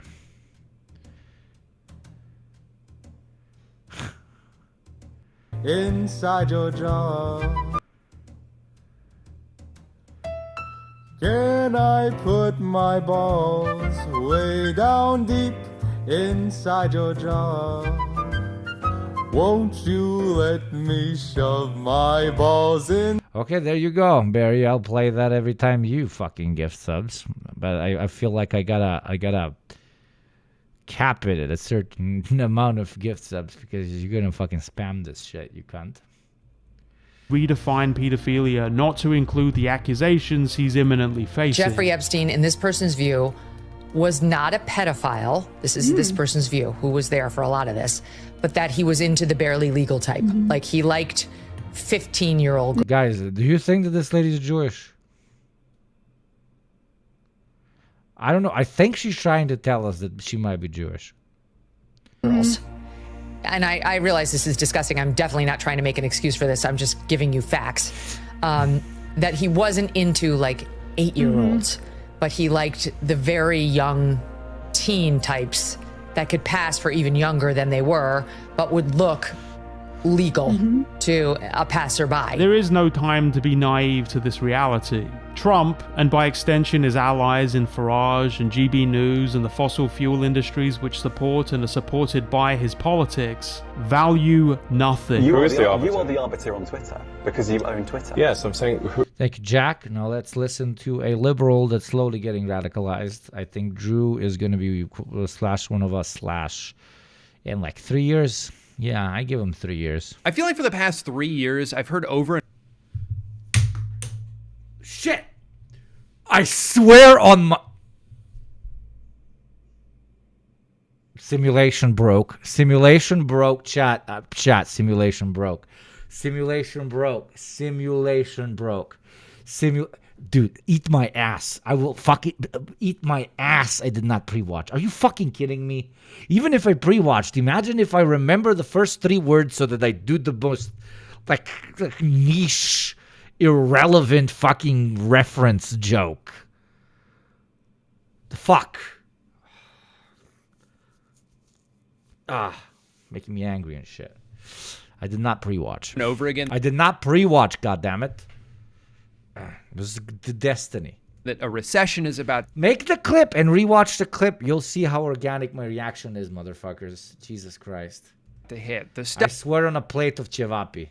Stock market is going to crash. The housing prices are going to come back down to earth any day now. And yet somehow all of these things keep not happening. And for most people, it doesn't make sense. What do you mean the economy's good? My dentist just tried to get me to sign up for a credit card. Since the pandemic, the cost of living has skyrocketed. Inflation is out of control. Groceries have never been more expensive. Layoffs are happening at an alarming rate. At this point, a college degree might be more likely to get you into crippling debt than it is to help you find a job. And even if you have savings, you're more than likely one stroke of bad luck away from losing it all to medical bills. And yet some people will look you right in the eyes and tell you, I don't know what you're talking about. The numbers are green. Is this guy stupid? The problem is each of these people are kind of correct in their own way. This is the best the economy has ever been if you already have money. If you bought a house 5 years ago, there's a chance it's already doubled in value. If you invested in the S&P 500 in 2021, you could be up as much as 80%. And that's not like saying, you know, you... I was just going to ask about Drew and other normie creators with progressive leanings. If you guys ever considered having them on the D program, we could have grown the D program immensely if we could ever get people like that on the show. People like that don't come on the show because I understand it can be a massive stain on their brand. Even some people that openly call themselves leftists and so on don't come on the D program because it's a very, openly, quote-unquote, revolutionary it's a revolutionary socialist show, like a show that advocates for revolutionary socialism. So we're scary. We're not very on brand, okay? But I completely understand why somebody with a massive audience such as this would not wanna potentially create an aura of controversy around themselves while gaining absolutely nothing. Like nobody would gain anything except maybe the program's growth. right? So I completely get it. What I don't get is when the leftists are scared of coming on the big evil crazy podcast with the crazy floating guy and the mask guy and the second thought guy. Very scary peoples. Okay. And they said nasty things about Israelis, okay? Yeah. That's why. And Loki, I'm not, like, zero shade at very large progressive channels, more shade on actual leftists. Motherfuckers that be calling themselves socialists. They're like, but that is where I don't know. You are gonna fuck up my brand. You'd be rich if you just bought Bitcoin in 1973. That's just the regular stock market. You didn't need to have some genius level of foresight to be able to do that. You just... Well, Nebula creators suck. No, they don't. I know what your intention is, lovely Kubashi. No, they don't. Nebula sucks fucking dick. But there's a lot of brilliant people that happen to be on Nebula, and that's fine. But Nebula itself is something you should not give your money to. Like, please, the fuck. Needed to already have a bunch of cash sitting around. And obviously for the overwhelming majority of people, that is not the case. If you're living paycheck to paycheck, you're not thinking about the stock market. If you're in your 20s, you haven't even been working long enough to save any money to invest. You don't get to benefit from rising home equity if you don't own a house. The only thing this graph represents... You have a guy with a lead-in profile photo and a Balkan guy in a balaclava. It's not very marketable for someone who's not a leftist already. I agree completely. No, I agree completely. That is why I'm not throwing shade at anybody that we might have reached out that's not a leftist already, right? That I'm agreeing with you. I don't think that we are entitled to anybody coming on the show. Since to you is how much further away that dream is getting. Right now, the average age of homebuyers is 59 years old. What a depressing statistic. This is the problem with an economy that disproportionately benefits asset holders instead of the people still trying to earn them. Wealth grows exponentially, but wages aren't even outpacing inflation, which means if your salary hasn't been going up every year, you're effectively making less money. Meanwhile, the further we go down the route of capitalism, the greater the gap between how much you can earn from owning the means of production versus using those means of production to generate commodities, services, and public goods, or whatever the fuck you want to call them, right? Like that gap continuously grows. But then that gap leads to a massive contradiction, which either causes massive crises, which re-equalize it to a point, or potentially can lead to revolutionary fervor and even overthrow, right?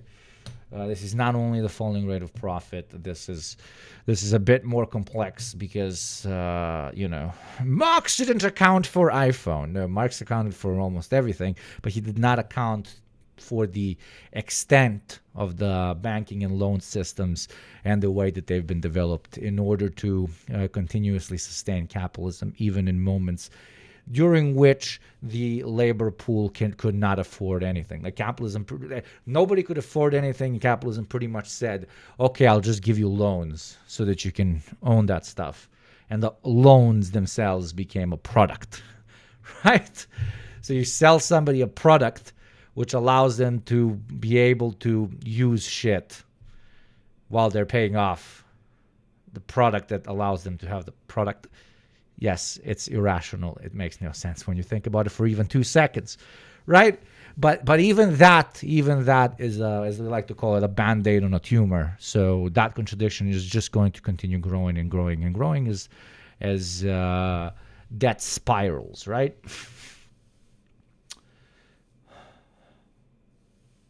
the fastest way to make $1 million. But you, but say, costa bate. is to just already have 10 million. Leave it in an investment account for a year and congratulations, you now have $11 million. At a larger scale, this is why it feels like there's two different economies happening and they're both moving in opposite directions. 50% of the stock market is owned by the top 1% and only 1% is owned by the... My friend, there's two different economies that are developing in parallel, but one has an absurd curve of growth while the other one does not. You know what that's called? The difference between owning the means of production and working the means of production, baby, okay? The difference between a capitalist and a worker. The reason there is so much motherfucking inequality and why we scream against it is not because we believe we are all supposed to be equal, but to the contrary, the ones actually making all the shit are seeing their wealth grow insanely disproportionately as compared to those who just happen to own the enterprise or own the assets or own the tools or own the factories or own the buildings or own whatever the fuck they need to own that they can then indirectly rent out to employees to use in order to generate money, okay? So it is. So yes, welcome. That's the whole point of the criticism of capitalism. And communists don't just say, oh, this is bad. That's not like this. This is so fucking bad. We gotta change this. No. Communists say this is an insane contradiction. And insane contradictions existed in past systems between classes. And all of history is class conflict. And eventually this contradiction will grow so much that it's going to burst. And then we're going to get a new system. And that one's going to have contradictions, etc., etc., etc. I am tired of pitching socialism to people as if it's something that I'm like, ooh, I am fighting for it, okay? There are professional socialists, okay? There are socialist revolutionaries, right? There are agitators for socialism, sure. And we are trying to speed up the process through which we get to the next stage. But in the fucking Capital books, it is properly outlined through the analysis of capital that this contradiction eventually has to burst, okay? And we either go into the violent spiral of fascism in order to try and do a reboot so we can keep doing this, or we make a new system. That we are not like, I am tired of arguing it like, oh, I'm out here trying to make sure that the socialism happens, okay? I'm tired of saying that. No. Our analysis is 100% correct.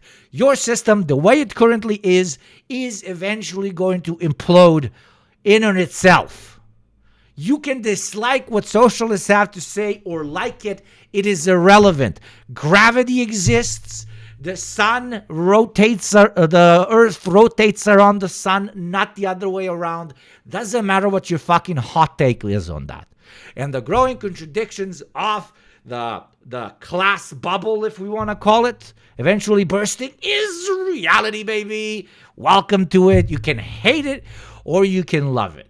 The only thing us socialists are saying, maybe we need to create organizations and structures that will co-opt that chaos of that bubble bursting in order to create a system in which such bubbles will not have to happen again. So just doing the stupid fucking thing all over again. And all over again, and all over again, and all over again. So yes, remember, whenever you're agitating for socialism or whatever, the person you're talking to or arguing with, okay, you need to let them know that the basic premise of your ideology is understanding the contradictions, aka the minuses, the downfalls, the shit that doesn't really work in this particular system, and that you not believe, but that you know, as because you've seen it, okay, crisis to crisis to crisis. You've seen it in past economic models, pre-capitalist economic models, that eventually will lead to catastrophe. And we can either learn from that and create something better, or just go back into that contradiction all over again. That's it. That's it. We are not proposing some fucking shit. We're just saying this is going to combust in on itself. Do you want it to keep combusting in on itself? No, you don't? Okay, great. This is the alternative. We are saying it's fucking up all the time because of the way class society is set up currently. specifically between the capitalists and the proletariat, but including other classes. So, but let's just focus on that for now, right? That's all we're saying. We're like, do you want this to keep happening? Do you want this to keep? You don't want this to keep happening? Okay. When it eventually collapses, join our tent. And it's very important for us to organize, so that we have a fucking tent. So we have a tent. So there's a tent to join. There's a tent. There's a viable alternative and a project and a movement and people and fucking YouTube videos and streamers and posters and media personalities and dudes with guns. Right? That's what you gotta organize to co-opt eventual catastrophe. Thank you for coming to my TED Talk. Hello, Blat, I'm the warrior of the proletarian Allah. May he smite the trots and sods them with his sword. Hope you're doing well. What is up, Romka? It is very nice to see you. How's the wine, my friend? Gotta open a P.O. box so you send me one. It's very nice to see Romka is one of the absolute OGs. Thank you very much for visiting us. You come in at the right time during a interesting rant. We've had Richard Wolff. Now Richard Wolff is not replying because I don't know. Must be strange. As Ture said, socialism is a natural, observable system like the laws of gravity. Yes. And more importantly, the contradictions of capitalism are naturally observable the same way gravity is.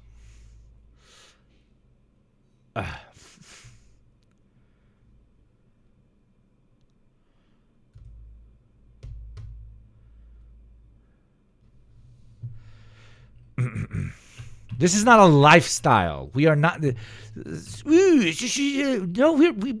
it is at the end of the day so simple. Okay, most socialists are just sitting here.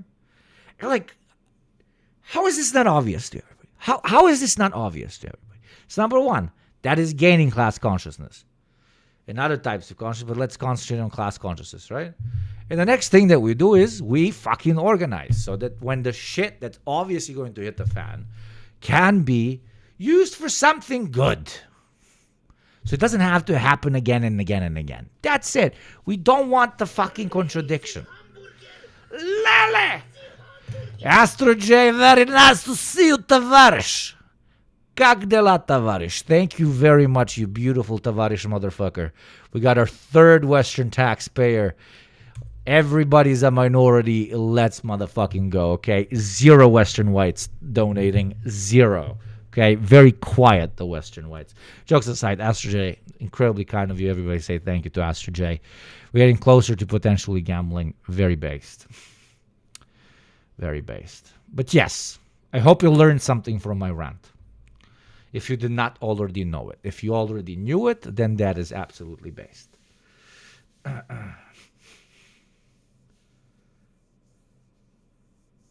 People always tell me, man, I don't want to pay attention. I'm struggling so much. But like, this is where you're struggling, dummy. Absolutely. That's number one. And number two, you don't want to participate. Stay the fuck out of our way, please. Okay? It is possible to not be a reactionary, right? You can be the passive masses that just sit on the side. God bless you. Good for you. I hope you sleep really, really well and touch a lot of grass. God bless. Okay? But just don't be a reactionary prick about it. Don't be an anti-communist, okay? Don't agitate for capitalism. If you really want to be just on the fucking side, I have a friend, a dear friend of mine. He's like a crypto guy or whatever, but it's because he makes money from crypto or whatever the fuck. He's genuine, like he's like, the fucking I'm Russian, the socialism shit, fucking I don't like it. The capitalism shit fucking absolutely sucks. He's literally like, whatever system you guys bring about. Okay, and I'm like, we're not bringing about systems. It's an evolution through revolution, blah, blah, blah. But you get my point. He's like, I'm just going to sit on the sidelines and I'm going to do whatever the fuck you guys tell me to do, okay? I respect that. I'm very proudly going to say I respect that, okay? He's not a reactionary prick, like fighting it or whatever, and he's not, politically active, okay? Fence sitter. A fence sitter that knows that they're a fence sitter. What I hate is fucking opinion havers. Fucking opinions. Or what? Dude, you do not know how to fucking count to 10. You're trying to explain to me Pythagoras' theorem. Bro. No, he's not even a nihilist. He's like, dude, I just want to like have like money and like buy a fast car. Like he's a he's a gym guy. Like, ooh, I like my girlfriend and car go very fast. The vodka very good. Like that type of guy. People like that are always gonna exist. God bless him. God bless him. Let him sit on the fucking side. That's fine. That's fine. Just don't be a fucking reactionary. Meathead. Yeah, God bless. We need meatheads. Meatheads can be cute, It's fine. My normie friends who don't like thinking about politics now complain that the political economy, the idea, not those words, seeping into everything they do. Isn't that funny? Isn't that funny?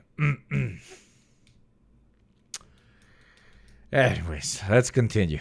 The bottom 50%. Don't let somebody tell you that these numbers going up should discredit your own lived experience. Don't let somebody who's benefited from untaxed inheritance or years of compound interest granting them passive income tell you that your problem is you're just not working hard enough. No, Chuddy, no, don't call out my friend like this. He's not. To be a chud is to be a reactionary. It is to fight progressive thought. He's a fence sitter. Sure, you can argue that there's a special place in hell for those who remain neutral. But I'll take a neutral motherfucker over somebody actively agitating for the other side any day of the week. That's the fucked up thing about politics. Everybody thinks they are entitled to an opinion or that they have developed enough political literacy to address every single fucking issue. People find it taboo to talk about doctor stuff, to talk about engineering stuff, to talk about biology, to talk about chemistry, to talk about sociology even, or psychology, right? Rightfully so. But when it comes to politics, we all got a fucking opinion. I'm gonna opin. I'm opinning so hard right now. I'm gonna opin. Ooh, but I disagree. Shut the fuck up. Who the fuck are you? Who? What the fuck do you know? You fucking disagree? Healthy elitism always saves the day, but the real answer is sorry, you should have been born sooner. Have you thought about that? Maybe instead of wasting all that time farting around kindergarten class, you should have been investing in real estate. It's not my fault you're lazy. People are getting squeezed in every direction while also being gaslit into thinking that it's somehow our fault. There's CEOs in earnings calls bragging about how they get to make customers pay for inflation so they don't have to. The economy is so bad right now, I'm about to segue into an extremely ill-timed brand deal in a video about greed. You think I like looking like a hypocrite? Of course not. But my avocado toast isn't going to pay for itself. Hi, I'm Upside Down, and I'm here to tell you about today's sponsor, NordVPN. If you're watching this video, you're probably connected to the internet. And if you're not watching this video, how are you hearing this? Anytime you're connected to the internet, especially when you're on public Wi-Fi, you should consider using a virtual private network for an extra layer of security. A VPN creates a nice, warm, encrypted tunnel for all your precious data to pass through as it gets communicated between your devices and the internet, keeping your sensitive information safe from criminals, losers, and especially free. But NordVPN takes online security a step further with Threat Protection Pro. All you gotta do is flip it on in the desktop app and it'll block dangerous ads, check your downloading files for malware. It can even warn you if you stumbled onto a fake online shop before the ghost can't do These calls bragging about how they get to make customers pay for inflation so they don't have to. The economy is so bad right now, I'm about to segue into an extremely ill-timed brand deal through as it gets communicated between your devices and the internet, keeping your sensitive information safe from criminals, losers, and especially free. But NordVPN takes online security a step further with Threat Protection Pro. All you gotta do is flip it on in the desktop app and it'll block dangerous ads, check your downloading files for malware. It can even warn you if you stumble onto a fake online shop before you try to buy something that doesn't actually exist. You may think you're way too smart to fall for something like that, but take it from me, it could happen to anyone. You might have also heard that a VPN allows you to unlock websites and content that may be restricted in your area just by changing your virtual location and thinking that's where you are, unlocking a show, movie, or YouTube video that may have blocked 98% for some reason. You can try NordVPN yourself, it's free NordVPN.com/win that's not going to do anything. I'm just a guy. Thank you to NordVPN for sponsoring this video. Ooh, sorry, Chad. I was kidnapped by the speed demon. Oh, he was doing Bulgarian speed. Oh, apparently Bulgaria is very famous for speed. I don't fucking know. Apparently, unironically, like the communists used to make speed here. like amphetamines, but they used to use it obviously for the socialized healthcare system, but also like sell just amphetamines to the West because like, okay, it's a bunch of capitalists that are dying from our drugs and we can stimulate the economy. I guess it makes, I don't fucking know. Economy sucks ass for most people right now. The only reason we're not tech... Bulgarian, do you mean Slav Albanian? No, Slav Afghanistani, bro. Slav Afghanistani. When the time comes, Western whites will bear the consequence of their support for left liberals and social fascists. PLS post on Discord when you do a P.O. box cause I ain't got time to come to streams nowadays. If you do a gaming stream, I will specifically make time for... I did, dude. I played Stalker yesterday. I think you would enjoy Stalker, dude. Thank you for the bit. You would really enjoy Stalker with me. That game is like so sick now that it's updated. Thank you, GSP. Very nice to see you, baby. How you doing? Thank you for the 2-month streak and 9-month-year-old baby. Thank you, GSP. Or GSP. GSP, brate. Technically in a recession is because it was a really good stream, dude. Yesterday was so much fun. GDP is still going up, but the only reason the GDP is still going up is because of the AI industry. The TTS was not playing a stream. What TTS, my friend? Tits were not titties? Or the game sound? What do you mean? What was TTS?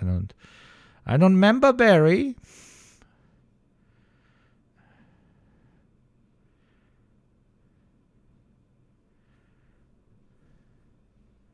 Text to speech. Yeah, it's bugged. Yeah, I'm sorry. I'll see if this fixes it. Hey, somebody try. Somebody donate 500 bits to see if the TTS works.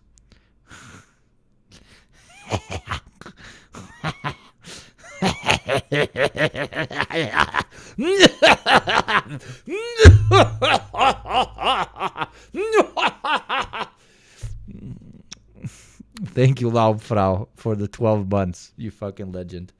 Thank you very much. Thank you very, very much. But the only reason that even looks... The greediest Slavian is, I am the greediest of streamers. No! I will not buy one, I will buy 2 houses in Los Angeles. And I will send all my moderators to just stand there. And just like sit there, but I'll make them pay for the electricity and the heating of the extremely expensive house. Ha ha ha! No, I will make them pay rent. Oh Lord, I downloaded Stalker on Game Pass. The problem is I work all the time. A lot of vino in the making. Jesus, how much time can vino take? Nice stream, everybody. I'm kidding. Avoid petty bourgeois deviations, of course. Thank you very much, Romka. Have a great time and keep serving the proletariat through that beautiful wine, my friend.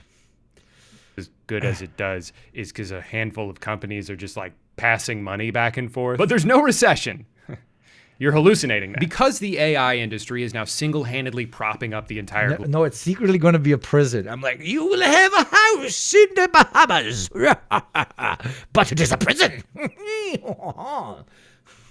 Lord. Global economy. There's really only two paths forward. Worst case scenario, turns out it is all bullshit. The bubble pops in spectacular fashion. Trillions of dollars of investments cannot get paid out, and everything goes up in flames. Or best case scenario, a few billionaires get even richer. Wait, is that what we're hoping for? All right, you're gonna have to bear with me while I go on another AI rant here. I know I do this like every 6 months, but it's not going away. It doesn't count as beating a dead horse if the horse is still alive. We got to kill that horse first. People largely do not like AI and are worried about the future it imposes. It's currently being used to make a bunch of promises that almost no one asked for. The main appeal of it comes from corporations who see advancements in AI as a way to further reduce their dependence on human labor. The only thing cheaper than outsourcing jobs is just eliminating them altogether. The wet dream that soils the sheets of every CEO is a company that's somehow run entirely on its own and they can just sit back and collect all the profits for themselves. No more dealing with pesky labor laws or health insurance or can I have Saturday off? My family died. No! Shut up. That's the eventual goal and why they're all pouring billions of dollars into NVIDIA chips and data centers and cool shirts for Mark Zuckerberg. And in the meantime, we're stuck with dude, if it's valued, like, it's gonna halve, dude. But if it's valued at 100 billion and it halves, we still have 50 billion. So we gotta push it up to 500 billion. Because when it halves, we're gonna have 250 billion. Oh, bro. I graduated Harvard, dude. Whoa, hey. Then Denims was talking about how her landlord let them live in with a Saddam Hussein-sized hole in their ceiling for 6 months in New York. Jesus fucking Christ! What in the mother of America? Though my landlord gave me a couch and said it was very expensive, but it was very weird. You were like laying on a corpse all the time. This is so niche. Why am I talking about this? I asked my landlord once to install an air conditioning. She installed it, but didn't know how to plug it into the electricity. So for like a year and a half, I just had a cable on the wall attached into an extension cord. They were just levitating there.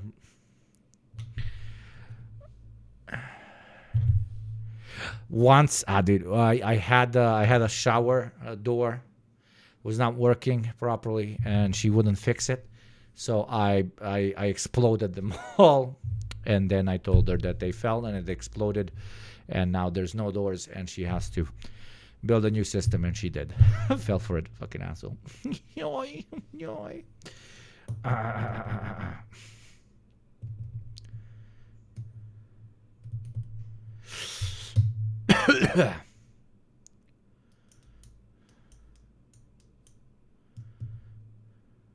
Well, our landlord that made us mow the lawn with his equipment. He'll live next door.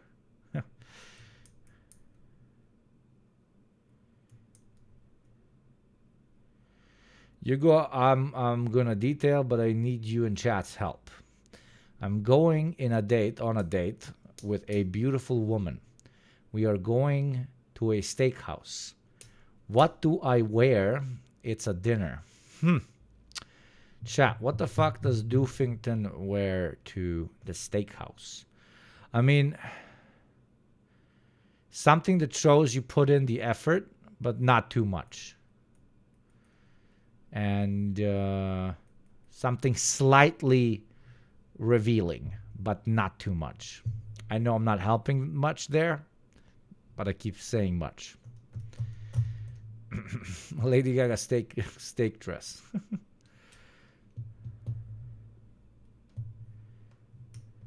No, you just did, right? Like the sexy mamacita wants to see that you tried, obviously, but not that you tried far too much.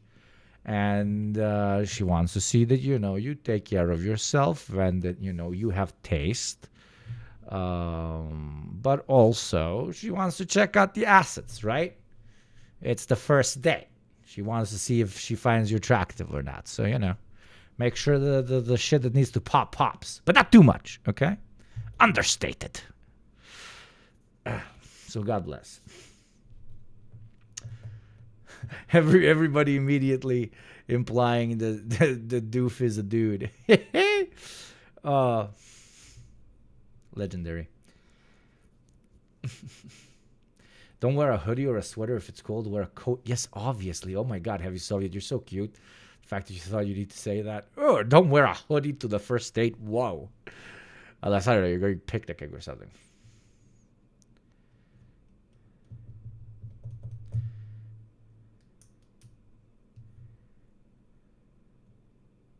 With chat. There you go. I think Doof is going to get it. Doof, you got to tell us how the date went, okay?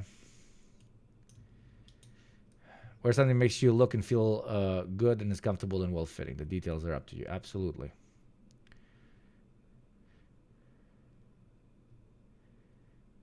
ChatGPT, a humanized Google search designed to affirm whatever belief you share with it, even if it's incredibly dangerous, or generative video apps that are already being used to trick people into thinking something happened that didn't actually happen. Awesome technology. I'm so glad this exists. And I think the best thing we can do to fight back against AI is to simply not engage with it. The problem is, even if you don't use these tools, if you live in certain parts of the country, you might be paying for them. There's been a lot of really good investigative journalism done done on all these new data centers that are popping up around the country, who's funding them and who's getting screwed over in the process. For example, some residents in New Jersey who noticed that their power bill kept going up, even though they were actually using less electricity than usual. Well, it turns out it's due to an overall supply cost. Basically, when the total amount of electricity usage in an area goes up, power companies tend to pass those higher costs onto their customers. And for the past several years, electricity usage has been skyrocketing, with over half of that increase coming solely from data centers. Your utility bill is going up because Elon Musk wants to pretend to have a girlfriend. You see, AI doesn't just exist in some theoretical space. It has to be trained on trillions of gigabytes of data, and that data has to be stored in a physical location. To power this, it requires an absurd amount of electricity, which generates an absurd amount of heat, which then requires an absurd amount of water to cool off. Most of these buildings use over 1 million gallons per day, roughly the equivalent of 10,000 people. This would be even more problematic if they were being built in areas where water is extremely scarce. So we should be good as long as we don't build a bunch of them in like the middle of the desert. Whoops. But to be fair, they are extremely efficient about it. They don't just use the water,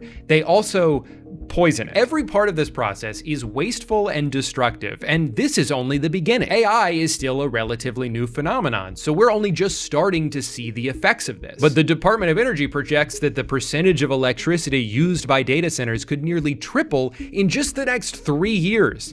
And who gets to pay for it? We. Yeah, and that's why they're going to outsource it to the developing world 100%. We do. It's hard for me to accurately express how infuriating this is. The giant buildings that power this stupid fucking technology are being subsidized by people who just happen to live near them. Oh, but hold on, because they're technically contributing to the operating costs. So does that mean that they get to share in the eventual profit? Dirty communist. No, of course not. They're more like involuntary investors, doing it for free. Or really, worse than free, because a lot of them are being kept awake at night by the deafening hum endlessly emitting from the factory shoved into the backyard of their... And it's also so funny, even if you don't care about the particular environmental impact, or if you think, okay, at this stage we have to use these pretty large server farms, that's going to change the same way at the beginning of the internet, you know, we used to make like very annoying massive server farms, blah, blah, blah, oh, that's going to update. Well, all of this to the side. It's just absolutely insane to put any of these right next to where people live. What, like, why? We know why. We know why, because they want to use the tax money of the people in those communities. That's why they build them next to people's houses. Okay? Because those people living in those houses are subsidizing the fucking server farm being used by private enterprise to make more money.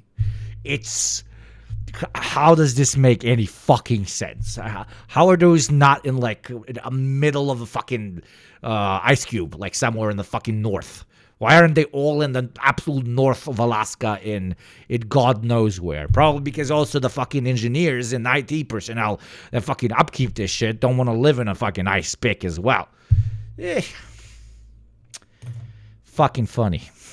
And also make no sense. Homes that have now surely plummeted in value as a result. But hey, at least they're doing all of this to make a product that hopes to replace 80% of humanity. It's not enough that these people already own everything they could ever want. They could so easily afford to pay for these things without even noticing that that money is gone. But why would they do that when they could simply have poor people pay for it instead? Because nothing will ever be enough for them. You know, when a rich person makes some shady deal to screw over the working class, people will joke that they just need that money to buy their 4th yacht. And like, I don't even think it's that. They could buy 1,000 yachts and still not run out of money. They don't want to spend their wealth. They just want it to get bigger. It's the same obsession with seeing number go up that keeps me addicted to old school RuneScape, except the only life that's ruining is my own. What they have is a disease. They have been scourged with the blight of insatiable greed, cursed to an endless pursuit of wealth that will never bring them true happiness. I would almost feel bad for them if they weren't actively just... They themselves are cogs in the capitalist machine, an algorithm that is only led by the profit incentive of generating more and more and more for the sake of more and more and more. Capitalism itself, the so-called free market, also necessitates a hyper-exploitative humanoid that's going to basically work for it. And those are these billionaires, multi-billionaires, in the future trillionaires, and, you know, large capitalists, etc., etc. But in the massive irony of it all, as he very eloquently put, they are diseased race traders, but by race I mean of the human race, of the human species traders, if you want to say, that are very willing agents of said capitalist market algorithm that just do its bidding on fucking repeat. It's funny. It's funny. They thought that they would be liberated through this accrual of wealth, yet this accrual of wealth has caged them harder than anybody else can be caged. And no matter how pretty and golden and diamond studded that cage is, it is still in the service of a soulless entity, which is the market, which just drives them further and further down the road to damnation. This should not make you feel like bad for them. They are traitors of our species. They are not good. But the only thing I keep reminding chat always, etc., is that they also, capitalists, are also cogs of the capitalist system. And we should always focus on that specific issue, okay? It's not human nature driving them to be billionaires. It is a system that can create billionaires that is driving them to be billionaires. A system that runs off an idea of unlimited resources and the reality of finite resources will inevitably collapse in on itself. Yes.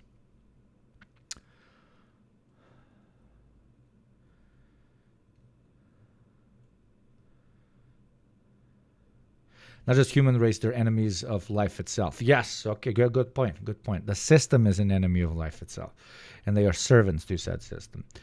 How do you say nothing will ever be enough for them without implying that taking power away from capitalists will require non-peaceful methods? If you really need to phrase it that way, you're like, by changing the system, there will no longer be a need for capitalists, and because they will no longer be able to generate money the way they currently generate.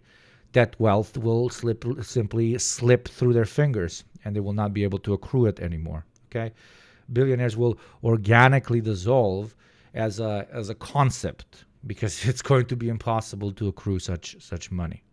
There you go. You don't have to scream, we want to shoot billionaires or something. Actually, shooting billionaires almost makes no fucking sense because there's going to be another one that replaces them immediately. It's, again, focusing on individuals.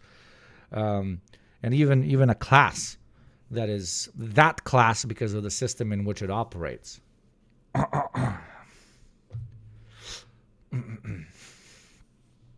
Destroying the world. This is more complex Marxism that we're diving in here. I understand that for some it might not be. You might be like, "What the fuck is he talking about?" And that's fine. Stick to the stream. Eventually, you'll start getting it. Don't worry. World in the process. One of the most frustrating things about this problem is that if you even try to suggest that maybe these guys should just have a little bit less money, like you guys can still be rich, whatever, just turn it down a notch because you're kind of making shit terrible for everybody else, you're treated like you're crazy. No, this is the American way. If you don't like it, then leave. And yet these ideas aren't radical. They're not even new. Most people who advocate for a more progressive tax system are only calling for a return to something that used to exist in this country. We just forgot about it. So I think it's important to do a little history lesson here. If you can believe it, there was a time where the working class in this country actually had it really good. And it was... he's on his second thought arc. Mostly because things got so bad during the Great Depression that the government was worried about the country collapsing. Thousands of banks had closed, millions of people lost their entire life savings, unemployment peaked at 25%. So in fear of a revolution happening, the government was like, all right.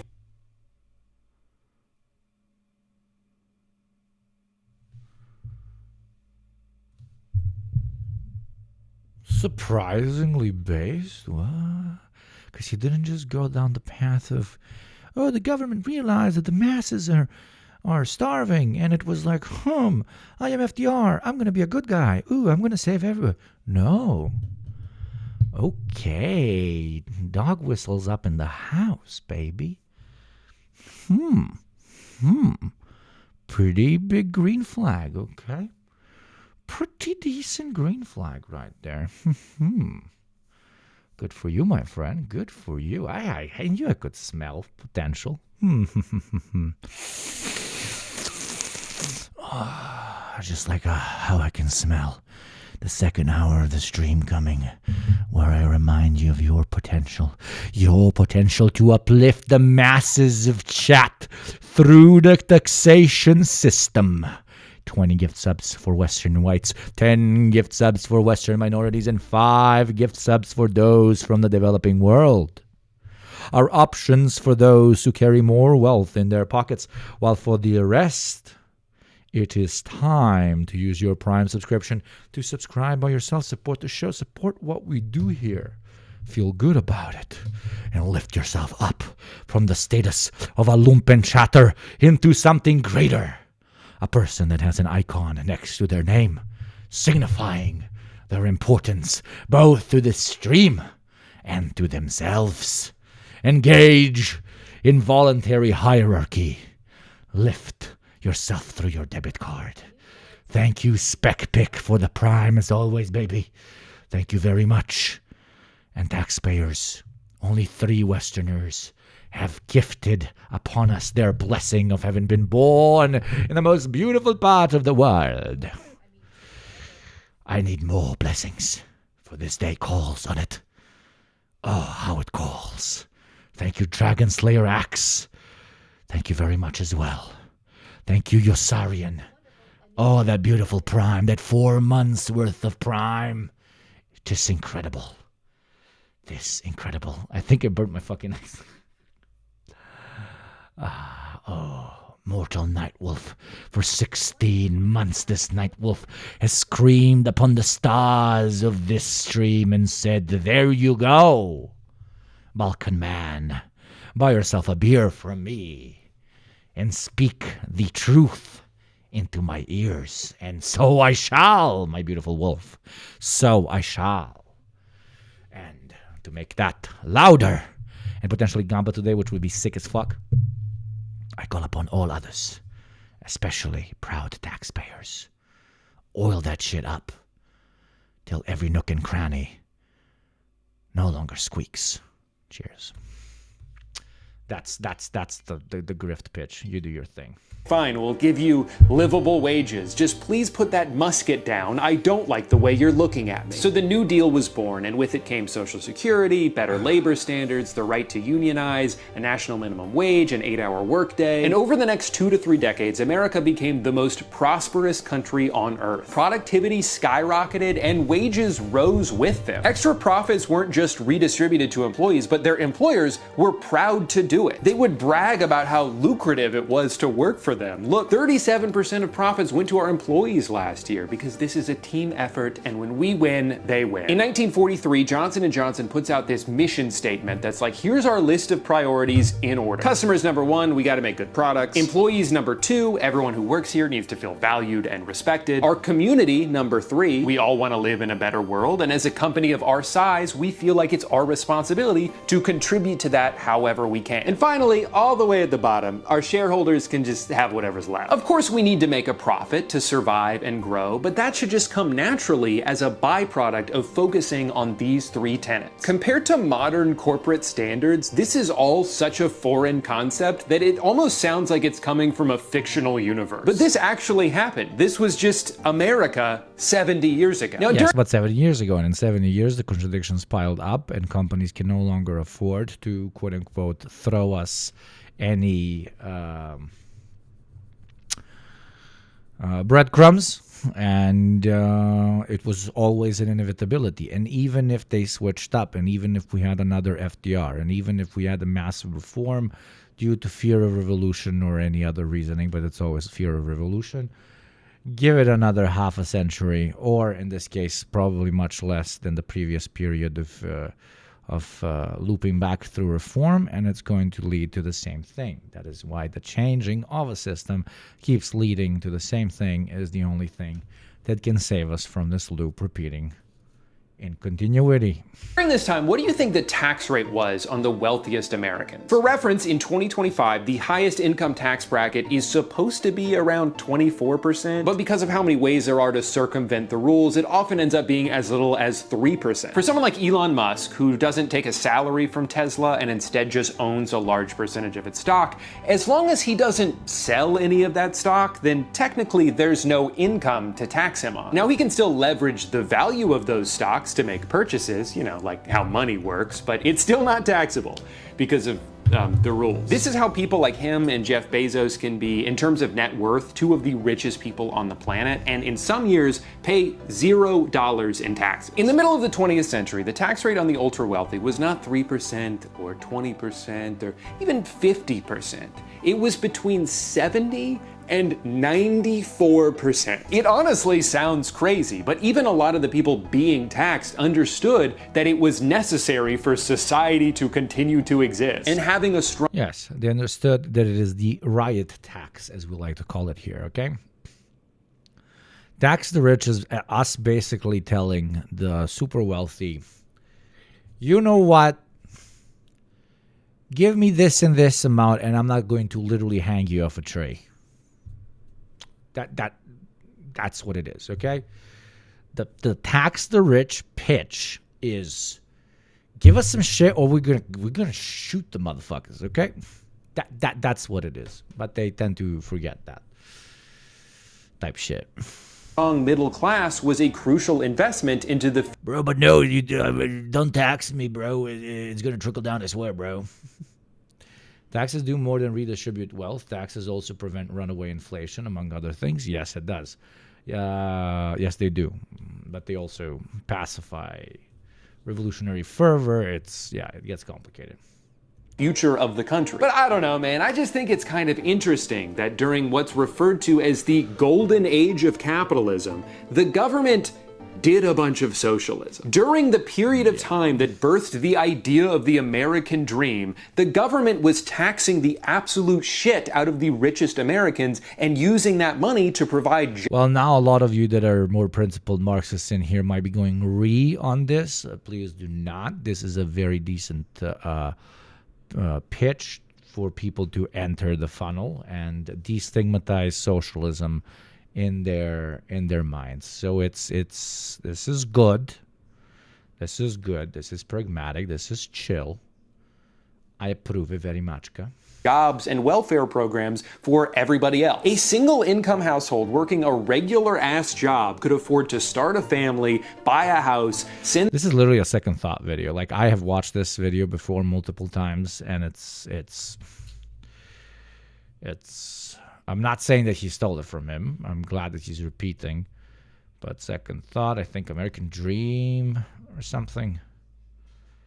Yeah, this is this video. Second thought is a 100% view. This is literally this video. The American Dream. At least not the way things are now. You know, with all the... This is this video. Like this is that video. Which is fine.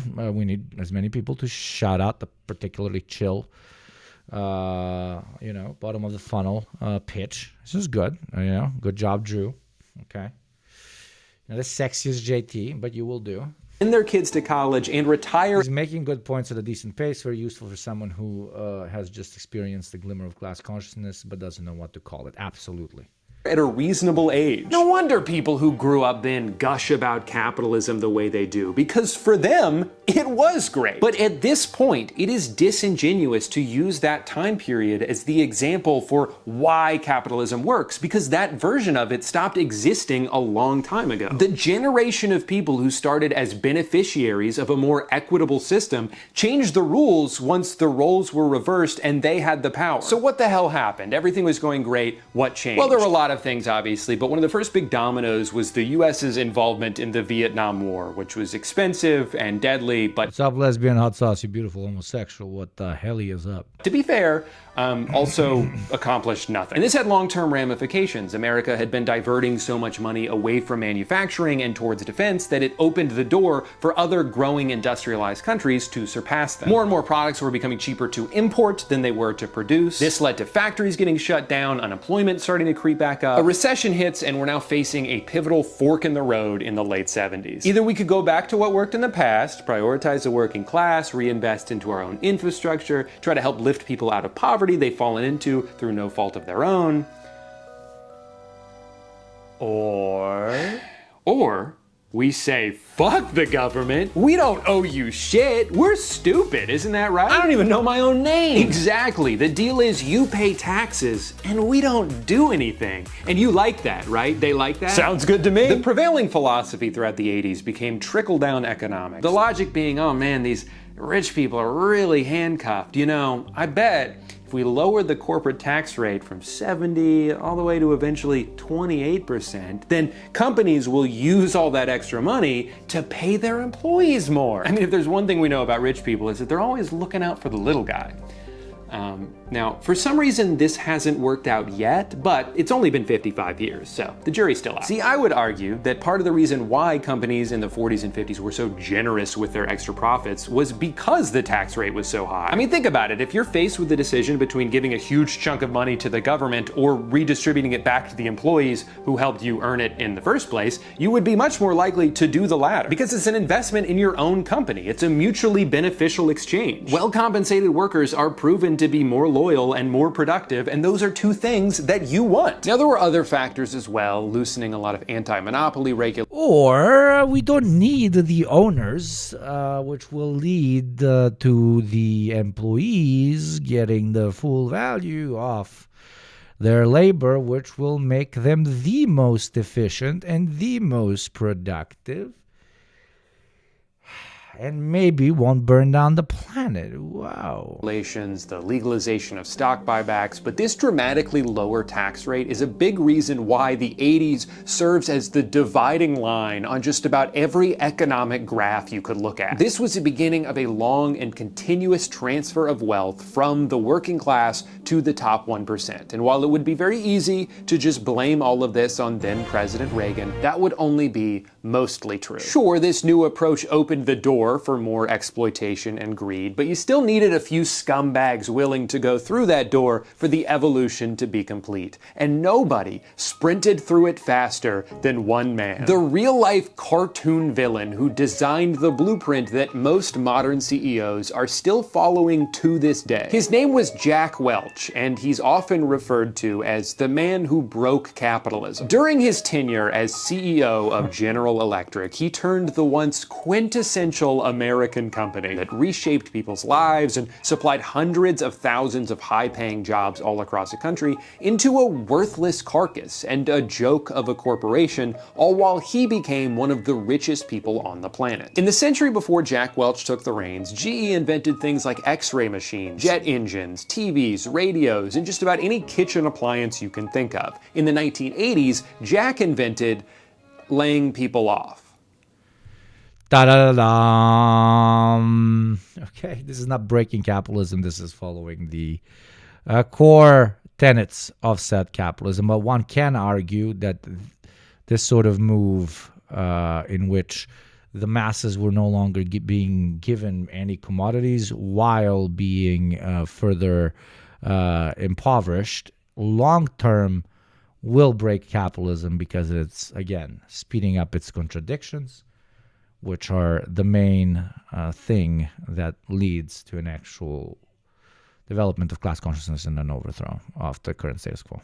That was his big idea. What if we just fire a bunch of people? And then we don't have to spend as much money. It seems so simple and obviously very commonplace today, but before Jack, companies were not doing this. It was almost seen as un-American to fire somebody unless you absolutely had to. But Jack didn't think like everybody else. He was a pioneer. He bravely instituted the rank and yank system, where every year the bottom 10% of employees would get laid off no matter what. Not because they all deserved to be fired, but just because they fell on the wrong side of a spreadsheet. What's that? You were 3 years away from retirement and now you no longer qualify for pension?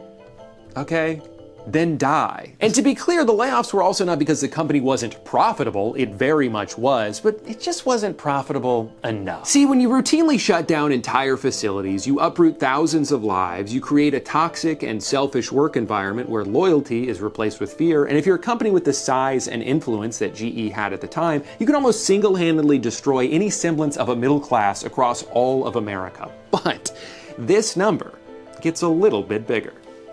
So it's kind of a fair trade. GE was at the forefront of this countrywide philosophical... I'm tapping the sign, chat. What sign am I tapping?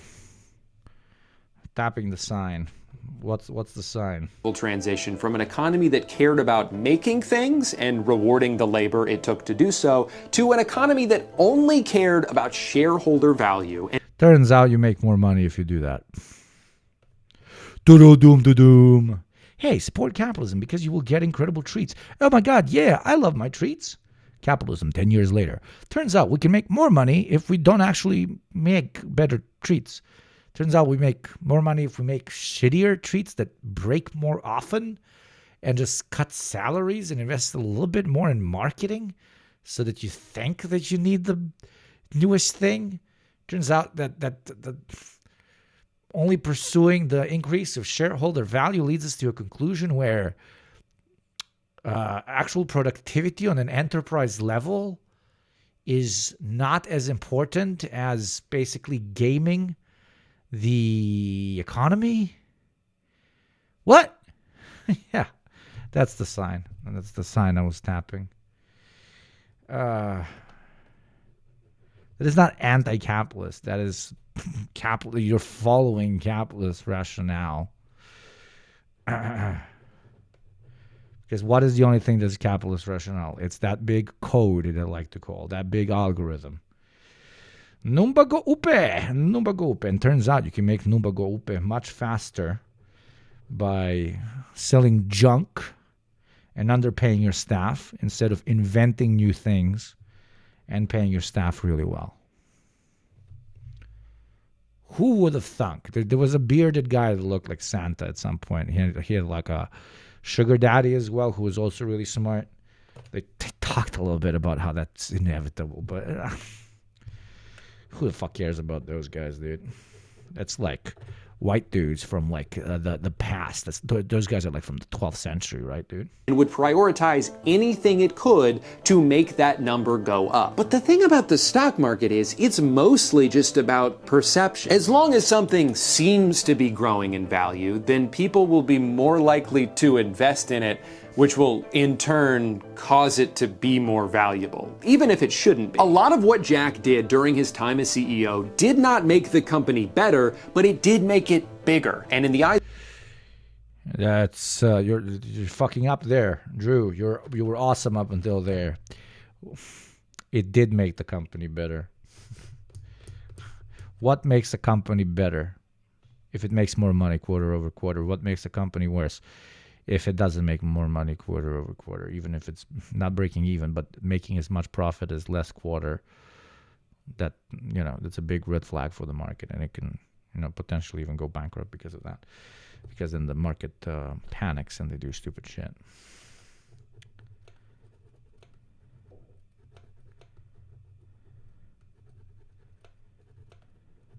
So yes. Good company means shareholder value go up. There's no other definition of a good company. Because that's what a company is.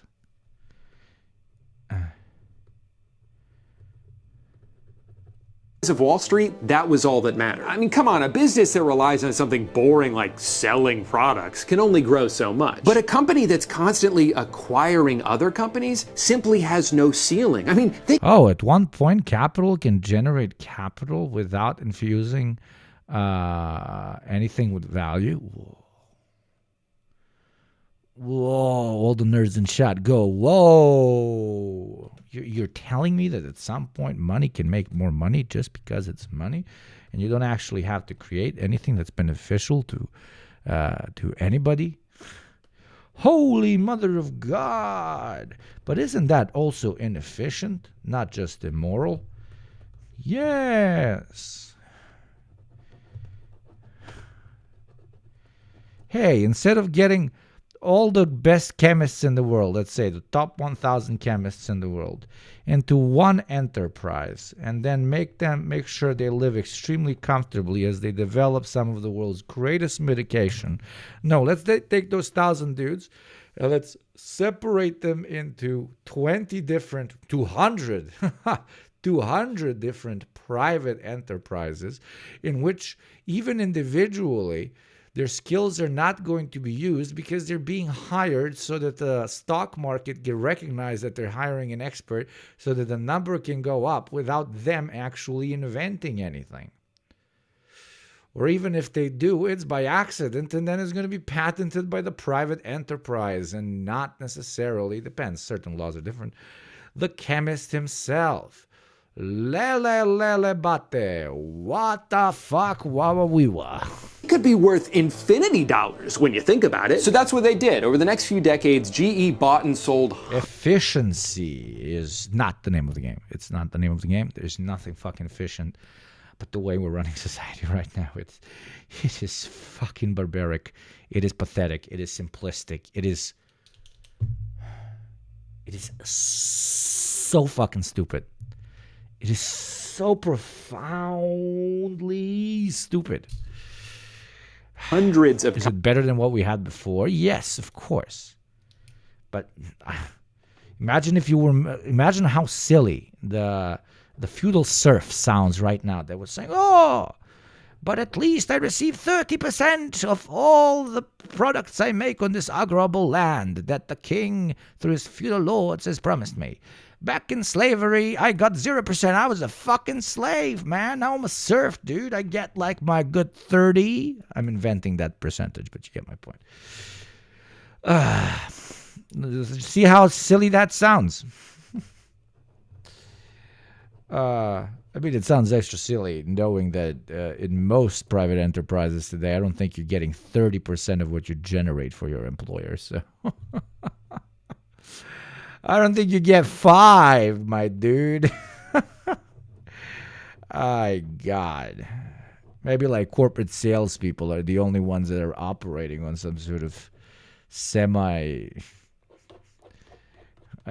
feudal principle. Oh, you did this much in sales. Here's 10%. Companies, and Jack was lauded for his brilliance because from the outside, everything seemed to be working. I mean, sure, they were becoming a bloated, nonsensical hodgepodge of unrelated businesses, eroding the company's infrastructure and prioritizing constant quarterly gains over any long-term sustainability, but no one gives a shit because the stock price has never been high. They've stumbled upon an infinite money glitch. They're just alchemizing value out of thin air. It gets to a point where the company founded by... Turns out the alchemists were all correct the entire time. Thomas Edison doesn't even make their own light bulbs anymore. It's cheaper to get them somewhere else. Who cares? All they care about now is... Isn't that funny using Thomas Edison as an example because he was also a guy that's fucking stole some other people's work and sold it because he owned the enterprise and the patent.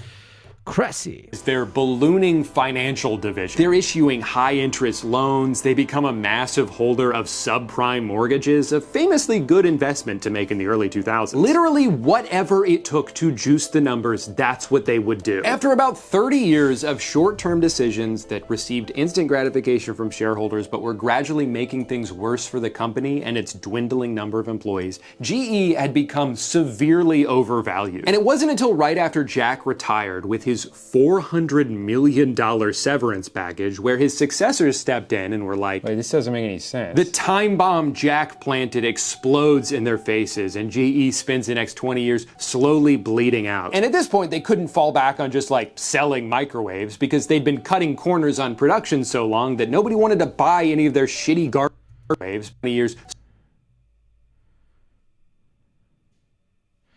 Yes, but the value is erased right now. But if they didn't do this type shit, can you see how much value they generated here? Like if they continuously did like this, they would not have made as much money as by going unhinged cost cutting or whatever. So sure, the company lasts for a shorter period of time because you go bankrupt, but the capitalist logic is still there. You end up, one can argue, making more money than if you concentrated on quote unquote sustainable growth through the development of, high-end products that everybody wants.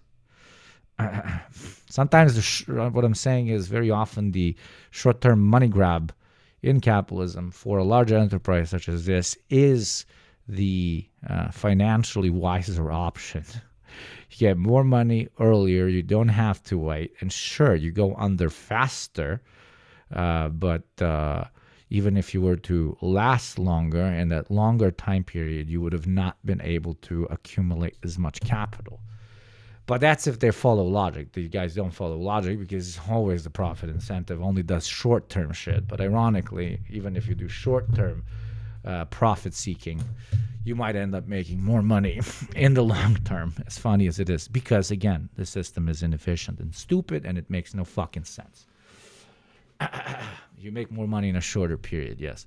So this argument depends on the enterprise, but the argument he's making is low-key incorrect. Because no, if you want to make more money, yes, you scalp the shit out of everything.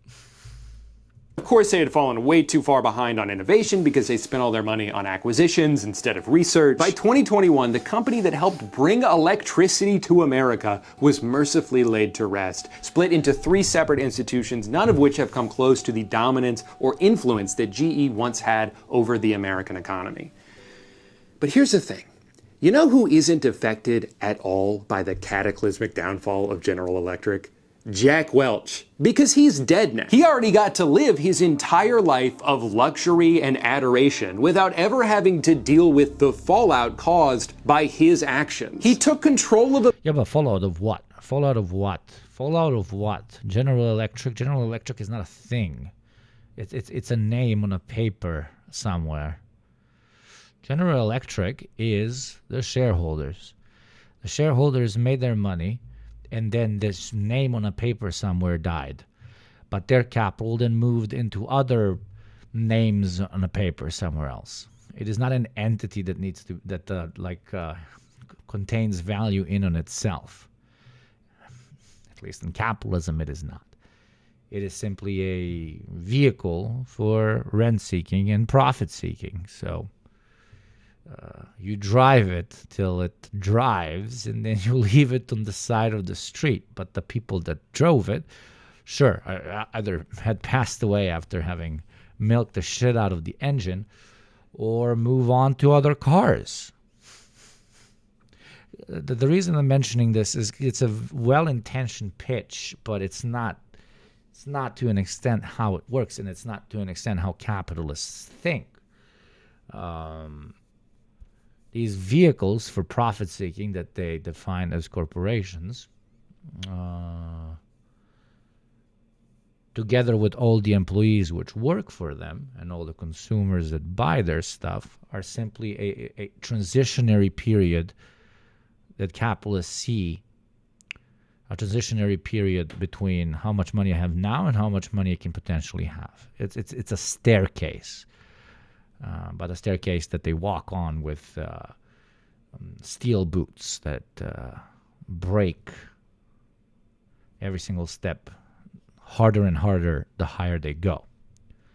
But if the staircase did its thing and now you're on the second floor and you're quite literally a billionaire, who gives a shit about the staircase? Yeah, it's a very liberal framing. We just need to reform capital.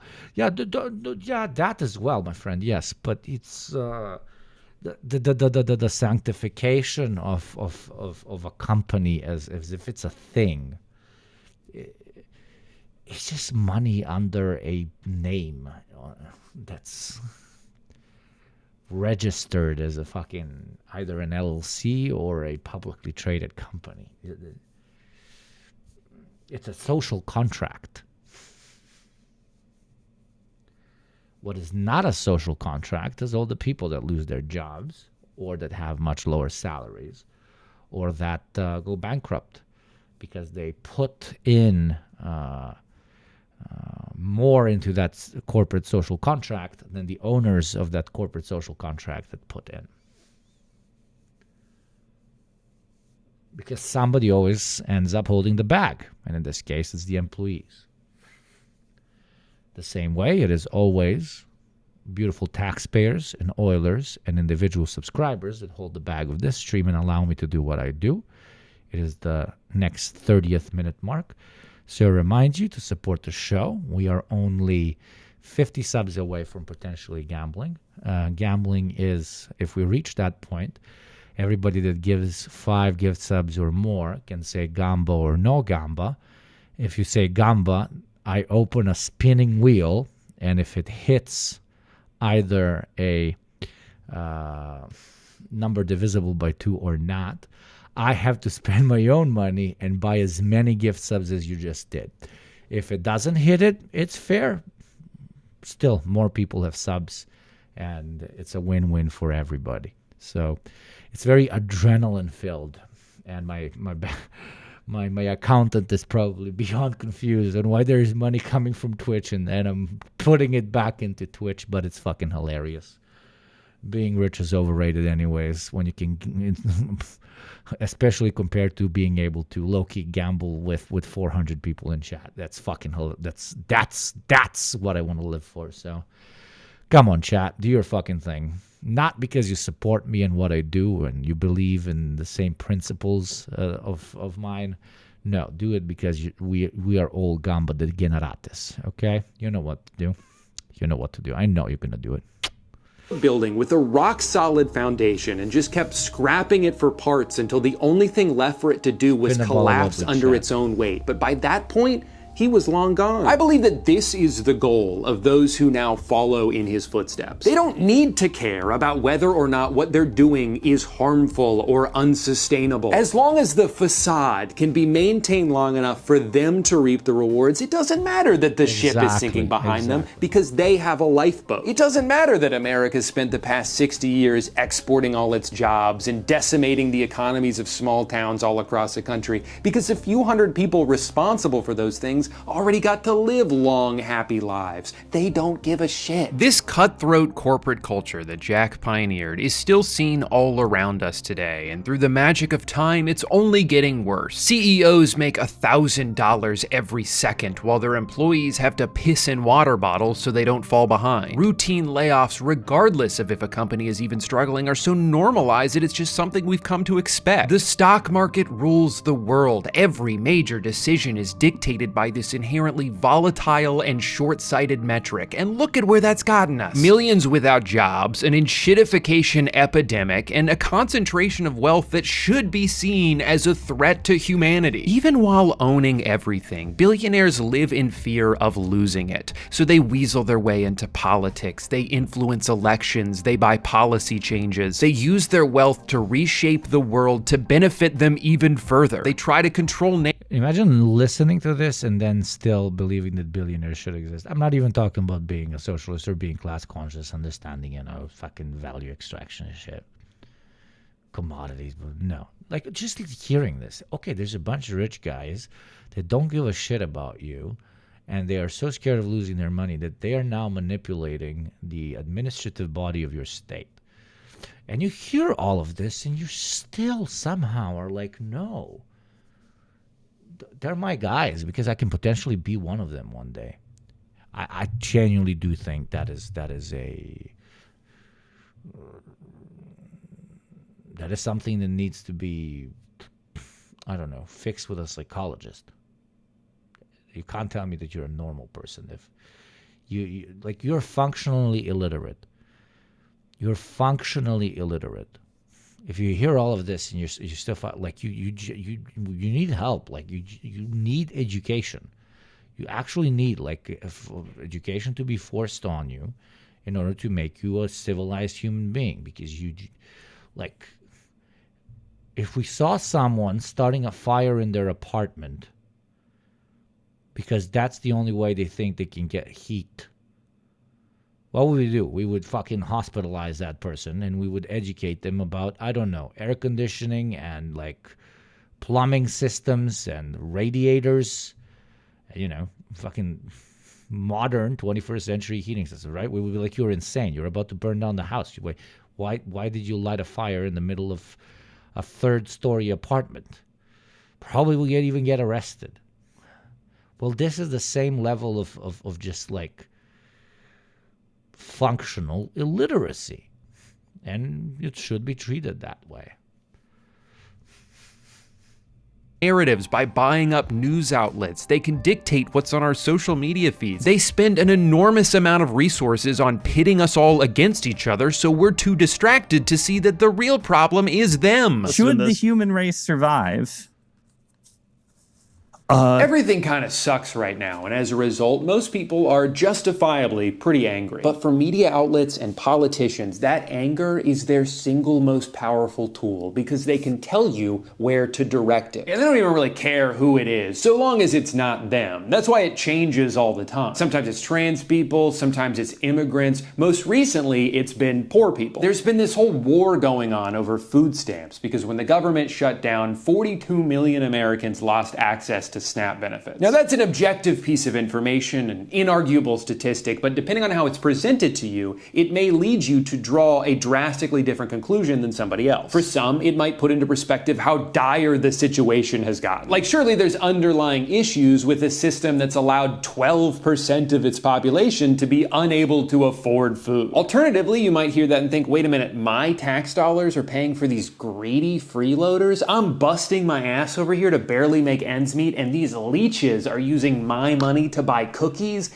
That's not fair. And all it takes is highlighting a story or two of someone taking advantage of the system to make you think there's this rampant issue, that you're expected to feed all of these people with money you barely have enough of to feed yourself. This narrative has been used since the 70s because it's very effective. You work hard, they're lazy, this program is bad. It's easier than ever now to push this narrative because you can just AI generate a video of a fat lady screaming in Walmart and get everyone pissed off. But in order to properly analyze this, let's take a look at the data. First of all, SNAP only makes up about 1.5% of the overall federal budget. Less than an eighth of what we spend on defense and an eighth of what we spend just on interest on the debt that we owe. By my math, cutting this program would only save the average taxpayer a couple $100s a year. And of course, that's assuming that if they were to cut it, they would send you a refund in the mail. No, I'm pretty sure they would still take the same amount, but instead of reinvesting it into the economy, which is what SNAP ultimately does, they would just Isn't that funny, huh? buy some more Very good point. missiles or send a pile of cash to Or give more money to ICE. Argentina. Second of all, Which they're literally doing. Like, by definition, the majority of SNAP recipients fall under the umbrella of elderly, disabled, veterans, full-time caretakers, or just temporarily unemployed. Remember, not everybody who isn't working does so because they don't want to. It is very hard to find and keep a job right now. The fact that SNAP spending ebbs and flows so closely with the overall state of the economy should be proof that this program is primarily used for temporary relief. Even still, many of the people on SNAP do work, and about 70% of the ones that do work full-time. That doesn't seem like a laziness problem, that seems like a wage problem. They need supplemental income to survive because of how little they're being paid. Of those full-time employees, their two most because price go up, salary stay the same, you afford less. Ooh, I am economics gorilla. Did you get that? You should get that. I'm sorry.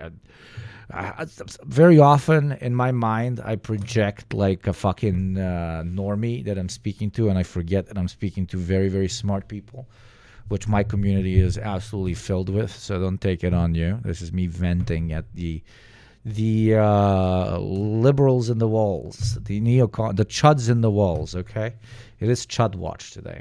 Common employers were McDonald's and Walmart, who combined to earn $23 billion in profits last year. $23 billion, and you're telling me they can't afford to pay their employees enough so that they don't need government assistance? See, what that means is you wouldn't have to help pay for these people's food if their employer, a nearly $1 trillion corporation, just paid them a livable wage. You're more upset at the people using the program than the companies who have put them in a position where they even need it in the first place. Also, Walmart double dips here. The majority of food stamps are redeemed at Walmart. So not only do they save money by underpaying their staff, but their revenue then gets subsidized by this program because that's where people tend to use it. Final statistic, about a third of SNAP recipients, over 12 million of them, are children. What's the argument there? Are they not working hard enough? What, you don't want to get a job just because you're 7? Like, can we stop for 1 second? It's going to motivate you. What was that argument? It's going to motivate you to not be like your parents, because if they receive SNAP benefits, the child does not comprehend just how big of a loser their parents are. So they're going to end up being the same one. That's argument number one I've seen. And argument number two I've seen is a child will see their parent living off of, quote unquote, living off of, surviving off of benefits.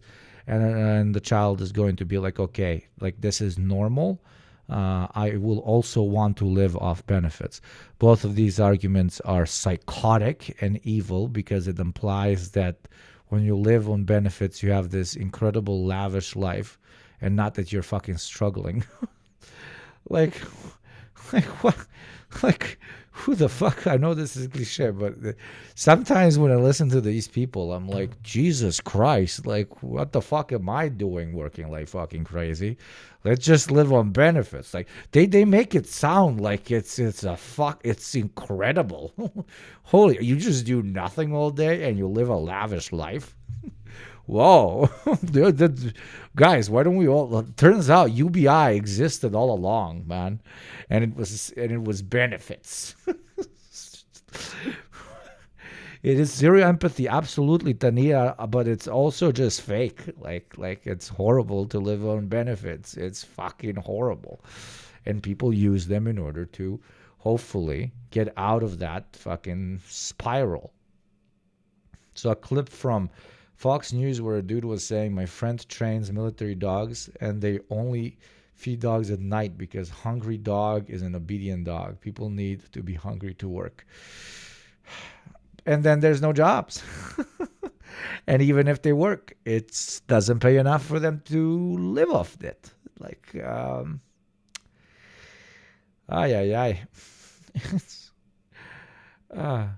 imagine if you could never feed the dog enough. No, that allegory. My friend trains military dogs and they only feed dogs at night because a hungry dog is an obedient dog. Okay, but now imagine if they feed them 1/3 of what they feed them. Let's keep it only at night, but 1/3 of what they feed them. That dog is going to fucking eat the guy. That dog will murder and eat its fucking owner if it's a military dog or whatever. Okay? Same thing. They will be so surprised when the same thing happens with humanoids, okay? When we don't have anything to eat and then we eat the rich. Oh my God. They're going to be like, but what did I do? But what did I do? Twitch, this is a fucking allegory. I'm comparing it to a dog. You eat me for this. It's a fucking allegory or a metaphor. That was an allegory, yes.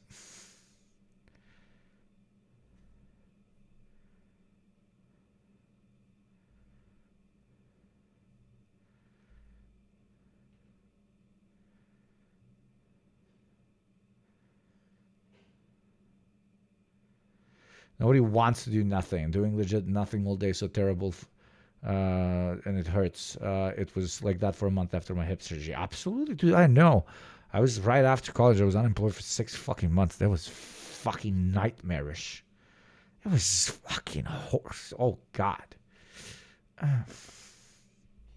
To think about what you're saying here. You have let somebody convince you that in this situation, the only way to make your life better is if 12 million children starve. So I want to ask, who is more to blame here? A bunch of kids who got born into poverty, or CEOs with more money than anybody could spend in 1,000 lifetimes who expect you to solve the problem that they helped create? For some people, it doesn't matter what you say about capitalism. They will still go to war for. Like, is there a good reason why people should be taxed by the state before they're making a living wage? Dude, there's no reason to tax people unless they own the means of production. Hot take here. But people that don't own the means of production are already taxed by the biggest taxer. The fucking employer. And then they're taxed afterwards also by the state that works for the employer class. It's all so fucking stupid. Oh, Lord. Thank you, Jaeger, my friend. What is up, Jaeger? Jaeger, the fucking G, the OG up in chat. Thank you very much, Jaeger. Wait, so you're saying I shouldn't pay my first world taxes? Well, fuck. This channel's gonna go bankrupt. Son of a bitch, what the fuck did I just do? Well, fuck. Shit. You got me there. C-Spar, I guess. Rip me, no gamba. But I'm a principled individual, so yeah. Rip me. Son of a bitch. I'm going to stop calling it taxes now. What should I call it?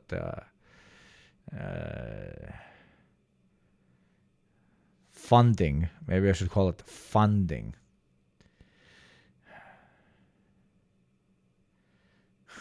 The chatter makes the streamer who makes the stream. Okay, that's not bad. Penance. Gamba tokens. Dues. Dues is funny. Dues is funny. Penance is also hilarious. But none of you have done anything wrong for me to call it penance. Yes, call it a jizya. I cannot say jizz so often without being 18 plus. Hugo tokens. Oh, I can call it something like crypto related, like buying Hugo coin. It's Hugo coin. Holy shit. It's dinars. It's investing in the Hugo economy. It's investing in the economy of this. It's investing in the economy of this. Economy. Will you rug pull? I promise not to rug pull. Solidarity tokens. Chat. Give me some solidarity tokens for Hugo coin. And you will be reimbursed by high quality, edgy analysis 4 times a week. I think that's a good deal. That's a great deal. I would take that deal. That's a pretty good deal.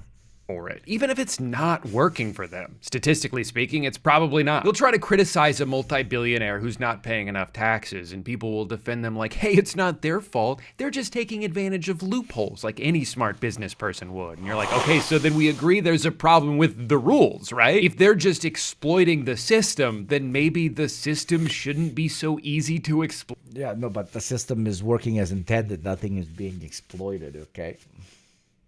We've reached a point where a lot of the core principles of a free market no longer apply. Like the idea that you can vote with your dollar. I get to pick which businesses I support, therefore the best ones will succeed and the worst ones will fail. Yeah, except when one company is allowed to corner the market and price out all their competition, suddenly there isn't any. And we would have small businesses tell us if they want. No, you vote with your dollar. You can still vote with your dollar. Just some people have more dollars.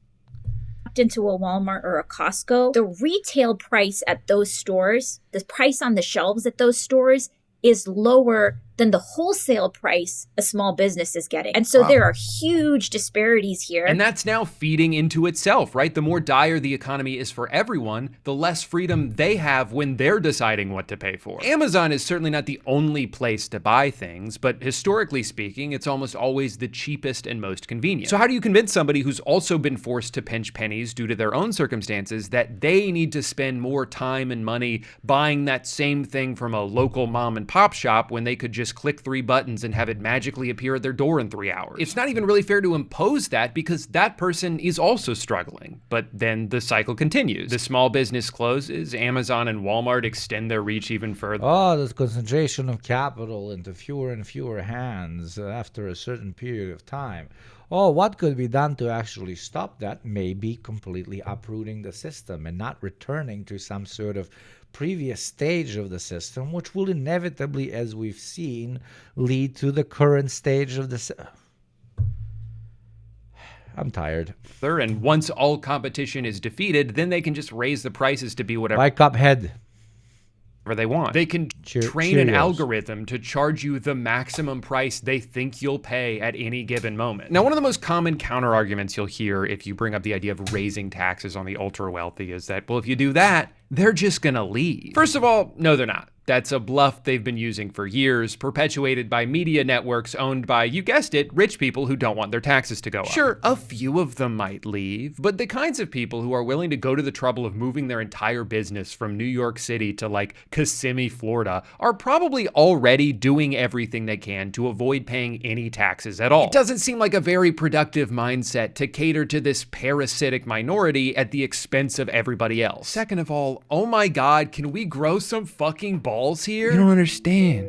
They're not gonna like it if we raise their taxes. Do you hear yourself? Do you hear how pathetic you sound? Okay, so what, we can't do anything then? That's it? It's over, they won? Your plan is that we should just give up and let the billionaires have whatever they want. Buddy, we've already tried that, and that's not working either. Third of all, this criticism is predicated on an idea that taxation essentially has a bell curve to it, where after a certain rate, your overall revenue actually decreases because people will lose the incentive to work as hard or, like you're saying, move away. With this in mind, there have been studies done by economists who believe that every country has its own ideal rate for maximum efficiency. However, the implication that raising Thank you, tired NB. I am also tired. Thank you very much for the gift sub, my friend. taxes would cause the overall revenue to go down would only be true if we were on the tail end of this bell curve, and we are nowhere close to a move away. With this in mind, there have been studies done by economists who believe that every country has its own ideal rate for maximum efficiency. However, the implication that raising taxes would cause the overall revenue to go down would only be true if we were on the tail end of this bell curve, and we are nowhere close to that. So if your main concern is to maximize total revenue, it's pretty clear which direction we should be moving in. Otherwise, the very metric your point is referencing contradicts the argument you're trying to make. Now, even having said all of that, I'm not going to sit here and act like just raising taxes is an immediate fix to all of our problems, because we'd still have to rely on elected officials to actually use that money in a sensible way. I'd be happy to contribute more if I knew it was going to better healthcare or nicer parks or public transportation, but if my money's just going to be used to blow up a hospital on the other side of the world, then yeah, maybe I'd rather just give it to a food bank. I don't know all the answers, because at the end of the day, no matter how hard I try to expand my legacy beyond it, I'm still just the road work ahead guy. But I do know that this amount of wealth inequality that's showing zero signs of slowing down anytime soon is not sustainable. Turns out that actually every single thing in the world becoming a for-profit commodity, from housing to healthcare, is just a way to enrich a few people at the cost of many. And I have to wonder if we've finally reached a point now where the greed has gone too far, that it's now so impossible to ignore that no amount of gaslighting about how the economy is good actually will convince people who are dying because they can't afford to go to the doctor that this is just how life should be. History shows that unfortunately sometimes things have to get worse before they can get better. And if this is what it takes for a return to class solidarity, then class solidarity, another green flag right there. He'll get there. He'll get there. He's lovely. I want to pinch his tiny little white boy cheeks, but I feel like they would bruise. Oh, God. Yeah, he's good. He's good. Also, Groucho Marxist is good, baby. What's good? What's good? Thank you for the 5 gifties. Thank you for paying your taxes. Please, Groucho, tell all these non-tax paying motherfuckers to pull out that shit and start paying, okay? Because I ain't seeing no taxes flowing in the way Groucho's paying them, okay? And the masses shall receive gamba if they do so. I guess at least we're closer to that. He's just a rad lib. Yeah, he'll get there. Give him time.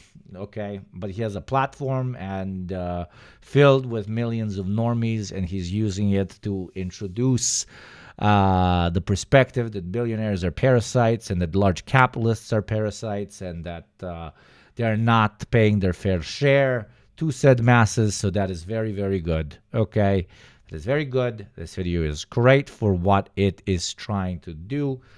Embrace a little bit of utilitarianism from time to time, okay? The way you should always look at it is if somebody who's doing agitprop is moving somebody towards revolutionary class consciousness or not, okay? Because if he had a different type of audience, if he was constantly talking about politics and so on, and he made a video of this context, then that would kind of look like he's trying to pacify them. But he's speaking to general American normies, which are on average, lobotomized. So this is going to help de-lobotomize them. Okay, so utility perspective, funnel perspective, this is good. And we've been in a long time. We just need to put down our phones, set aside our differences. I think we have a VODs channel dysfunction, and I think all the VODs are on Twitch. Like, they're there. You can watch them for a little bit and unite on this one issue. They want us divided because... And what Barry is saying. Read what Barry is saying. Always read what Barry is saying. They're afraid of how strong we would be if we stood together. Do not fall for it. Now, if you'll excuse me, I need to go argue on Reddit about how Ghost of Yotei is woke because they didn't make the main character hot enough for me. Thank you for watching. For most people, Oof, fucking jump scare. I feel like for the past... Okay, not bad. Yeah. What should be the next one? Discord CP or... No, let's check out Volksgeist. Volksgeist has been popping off. I'm very happy. There's a number out there that's... Volksgeist is kind of based and kind of really been popping off, like really popping off. I saw it today. Very cool, dude. Look at this fucking jump, dude. When it started with the Justin Bieber shit and then moved people into political conversations, blah blah blah. I think he's one of the fucking OG founders of fucking Nebula or something. But I talked to this guy a lot when I was back in the day. He even edited one of my videos, and he's based. Don't worry, he's based. In our definition of based. So let's see. Another white man react. Hey, you don't know what his fucking ethnicity is. He might be I don't know. So huge that it doesn't sound... It's a cool, it's cool premise. Real. There's a number out there that's so huge that it doesn't sound real. $6 million. But it is real. It's roughly the total amount of wealth that's now held by just a couple hundred billionaires in America. And these people launch rockets, buy islands. Oracle CEO and billionaire Larry Ellison just bought the island of Lanai, which is the 6th largest island in Hawaii. Run surveillance empires. I feel like that Antichrist would maybe be using the tools that you were building, right? There are all these different scenarios. I obviously don't think that that's what I'm doing. And advance at a speed that entire governments can't keep up with. Do you know who Palantir is? I do. And they're sold to us as geniuses, saviors, visionaries. You're Elon Musk. I am? What an honor to meet you. But there's a time within living memory that this... Holy shit, that show sucks. What the fuck? That actually happened? Billionaire world did not exist. Only 40 years ago, the richest men in America were expected to shut up, be humble, pay taxes, and maybe put their name on the wing at a hospital. If that. Society wasn't generally that interested in ultra-wealthy people. Because back then, the vast majority of Americans weren't dreaming about millions and billions of dollars. Back then, the dream was stability. A good job, a nice house, a future you could count on. But then a once-in-a-generation handful of geniuses built unimaginably amazing technology, and they got rewarded with previously unimaginable amounts of money. Ellison's fortune soared, lifting his total fortune to $393 billion US. But it's not really quite that simple at all. Because they aren't just the richest men on Earth, they're also the most hated. Mr. Zuckerberg, you and the companies before us, you have blood on your hands. Today, people in my generation and others feel like they're more likely to destroy the world than to save it. And while some people worship them, others want to them. Mr. Teal, do you have any comments about Palantir's surveillance of the American people, sir? And so, yeah, because they want to kill us, bro. The mask is off.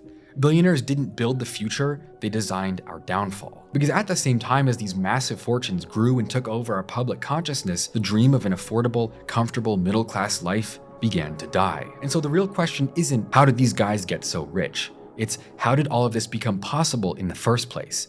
Who's paying the price for it, and what did we give up in exchange to get here? Not long ago, being a billionaire was far less common than it is today, and it certainly didn't carry the same social, cultural, or political weight that it does right now. The Forbes 400 is a list of the 400 richest Americans. They've been publishing this list every year since 1982. And for the most part, when they first started this list, it was basically just a bunch of people who had quietly made a fortune in oil, real estate, or media. 192 of the people on that list were from those three industries alone. This is right at the very start of the Silicon Valley tech boom. Basically, people that to an extent stumbled into wealth because they were managing a resource that at that point in time was how do I put this? Before it blew up, was not that important, and then only because they were managing it or owning it in this case, they ended up blowing up, literally falling into cash. Yo, Raiders! Thank you, Graham. I hope you had a lovely stream, baby. Thank you, Raiders. Welcome in, welcome in, welcome in. It is very nice to see you, beautiful people. How you doing? How was the raid, my man? How was the raid? How was the stream? Welcome in. We're talking about the classics. We're talking about parasites that contribute in no way to broader society. We're talking about vampires, but IRL. We're talking about space demons existing amongst us, camouflaging themselves to look like fellow humans, but who are definitely not fellow humans. Yes, I am talking about billionaires. Everybody give Graham a follow. Thank you very much for the raid. Welcome in, sexy motherfuckers. Welcome in. Thank you very, very much. If any oiler was thinking of oiling, now would be the time to make our beautiful chatters feel very nice and welcome here in chat and stuff. Yes, indeed. Let us continue the video. Thank you one more time for the raid. Steve Jobs, back then referred to as Stephen Jobs, was only 26 years old and had just recently released the Apple II computer, and he just barely made the list. All in all, though, there were less billionaires on the Forbes 400 40 years ago than there are right now in the state of Connecticut alone. That's how incredibly uncommon they were back then.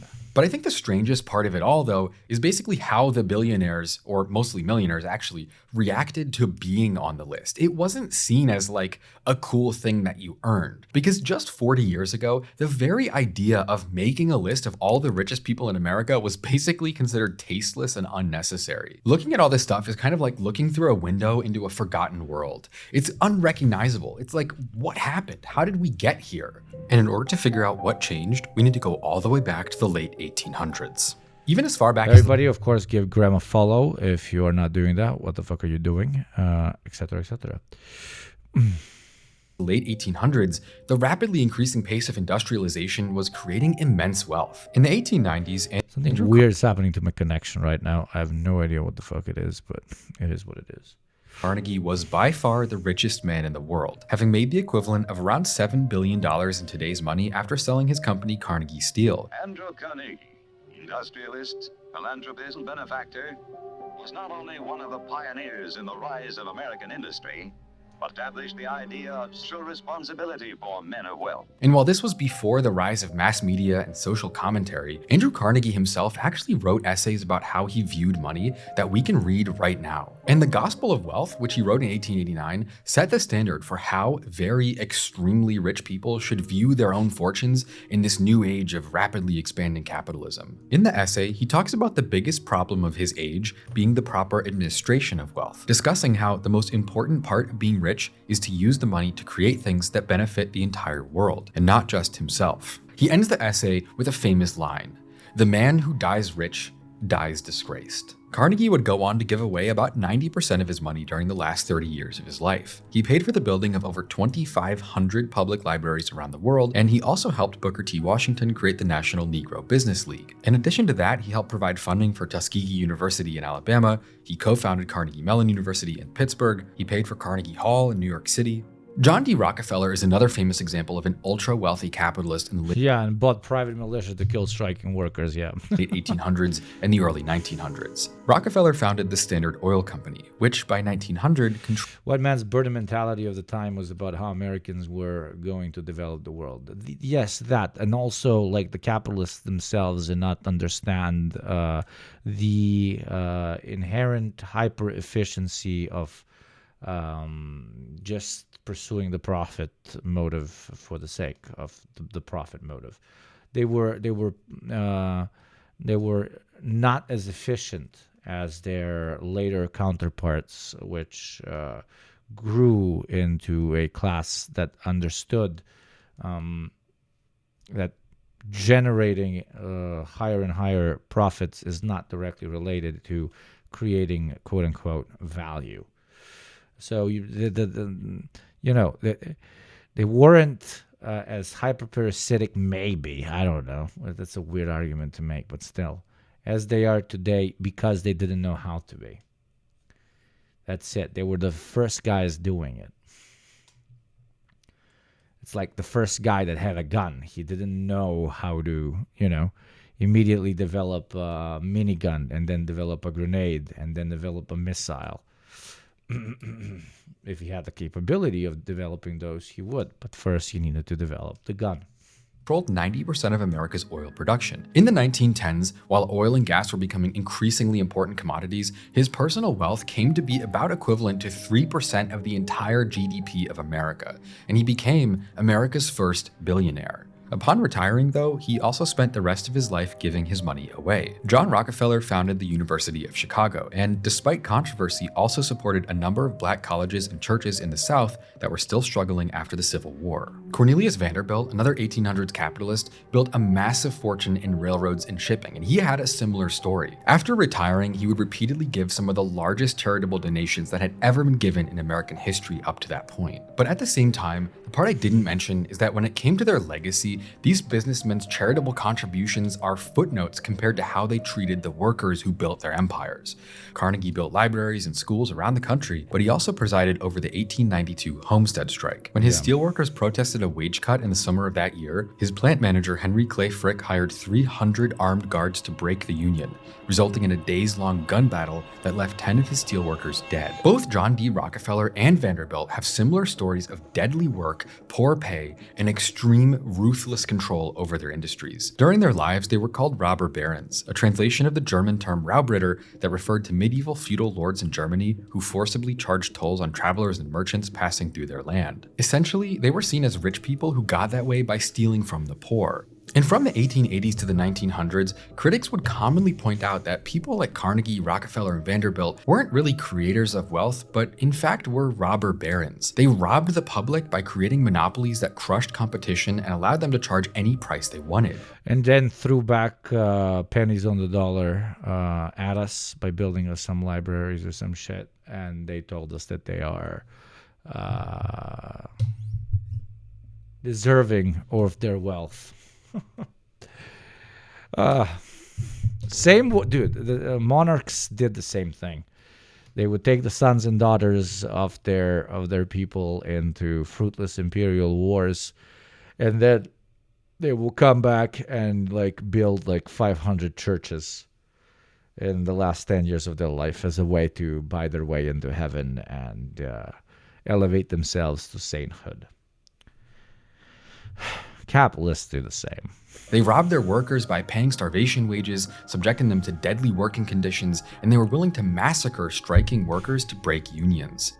Political commentary and satire at the time would often point out that this prevailing laissez-faire economic system, defined by the completely hands-off approach to business by the government, wasn't actually what it claimed to be. It was actually a sham that the robber barons used to justify their continued existence, because it allowed them to squash competition, all while they kept bribing politicians to allow the corruption to continue. Regardless of the fact, though, that Carnegie got his fortune from working people till they died, he and his peers did set a standard for how extremely wealthy people should act, to not be miserly, to recognize when you have enough money and to give the rest away. Although that gospel of wealth didn't actually solve any of the problems that people were facing at the time. It was really just a moralization of the reality that Carnegie and his friends had built extremely corrupt, dirty fortunes on top of starvation wages, dead workers, and political bribes. Because in the early 1900s, the US was still full of brutal inequality, and its political system had no idea how to manage it. And so by the time a new boom arrived a couple decades later, the robber barons had mostly gotten old and died, and many of their companies had been broken up. But the system that created them was very much still alive.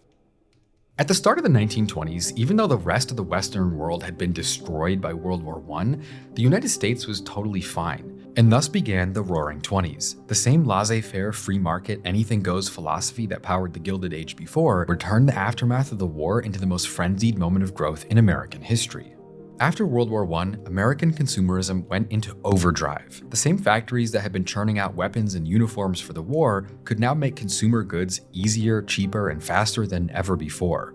This slipper is made of the new imported summer shantung embroidered in pastel colors. They suddenly pivoted to cars, refrigerators, radios, furniture, clothes. In 1920, they started linking sense of self-value with commodity consumption, which then redefined what American culture is as simply consume. Okay, treats. To consume a treat is to be American, and it made a lot of people rich, but not a lot of people happy. At least happy on the surface, I guess. Around 60,000 American households had their own radio. By 1928, though, that number would be over 10 million. We shall now broadcast the election return. We'd appreciate it if anyone hearing this broadcast would Yeah, and swap the church with the mall, baby. Swap the church with the mall. communicate with us, as we are very anxious to know how far the broadcast is reaching and how it is being received. Suddenly, there was this sense that everyone, not just the ultra-rich, could buy their way into a modern life. And another huge part of that wasn't just all these new factories, but now consumer debt as well. Buying a car or a radio or new furniture on installment plans stopped being something that only desperate people would do, and it became totally normal middle-class behavior. Borrow now, pay later, enjoy the future today. To have money is to be virtuous, and to be virtuous is to be ordained by God. Therefore, being wealthy is to have a right to rule. Beautifully put. Completely insane, but beautifully put. Cansada. These photos of workers in the factories depress me so much. Like their whole lives in abysmal conditions, becoming mangled, empty shells. Socialism really is the answer, because humans were not meant for this. Yes, and hopefully our great-grandchildren can look upon our era and say that it depresses them and that it looks barbaric and insane, because that will be proof that we have done something in the eternal struggle to make sure that our great-grandkids don't have to struggle the same way we do. That is purpose. That is purpose. The continuation, not only the continuation of the species, but the betterment of the species down long treks of millennia. And a great number of people did actually begin to thrive. The average American income went up by over 35% as the 1920s wore on. And fundamentally, this was the beginning of modern America as we know it today. The 1920s even marked a fundamental cultural shift. Women gained the right to vote, youth culture became more prominent than ever, movies and radio gave rise to mass media and celebrity culture, nightclubs and jazz concerts boomed. In the Roaring 20s, even the Dow Jones began growing rapidly with no sign of stopping.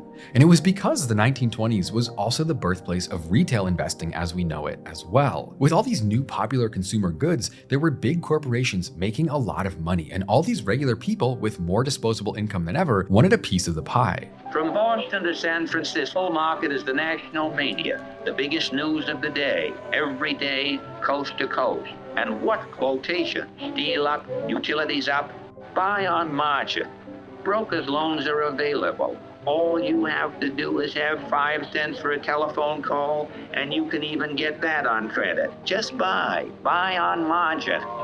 By the late 1920s, over 10% of US households held stocks, which was totally insane and had never happened before. For the first time, business leaders and stock traders became pop culture icons. In big cities, crowds would gather in coffee shops and hotel lobbies to cheer on their favorite company's stock price. And so if you weren't convinced that the 1920s were just like today before, you probably should be by now. But a big part of why any of this was possible was because of margin loans. 300 million shares are being carried on margin. Brokers' loans are at an all-time high. Guess what happened September afterwards? 1929, soaring out into the wild blue yonder, stock hit what looks... Speaking of stocks, buy your Yugo coin right now and become a subscriber, especially if you have Prime for free, or if you are feeling extra good. Invest in the fastest growing, greatest product to ever hit the shelves of the streaming world. a Balkan man in a mask screaming about politics on the microphone. Bye, bye, bye, because we're running out.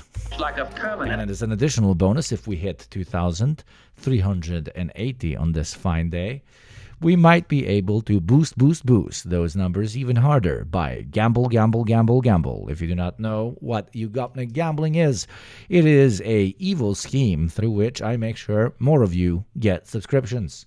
If the gambling begins, everybody that donates 5 or more gift subs will be able to say, Hugo, you should gamble, or Hugo, you should not gamble. If they say, Hugo, you should gamble, I open an app that spins.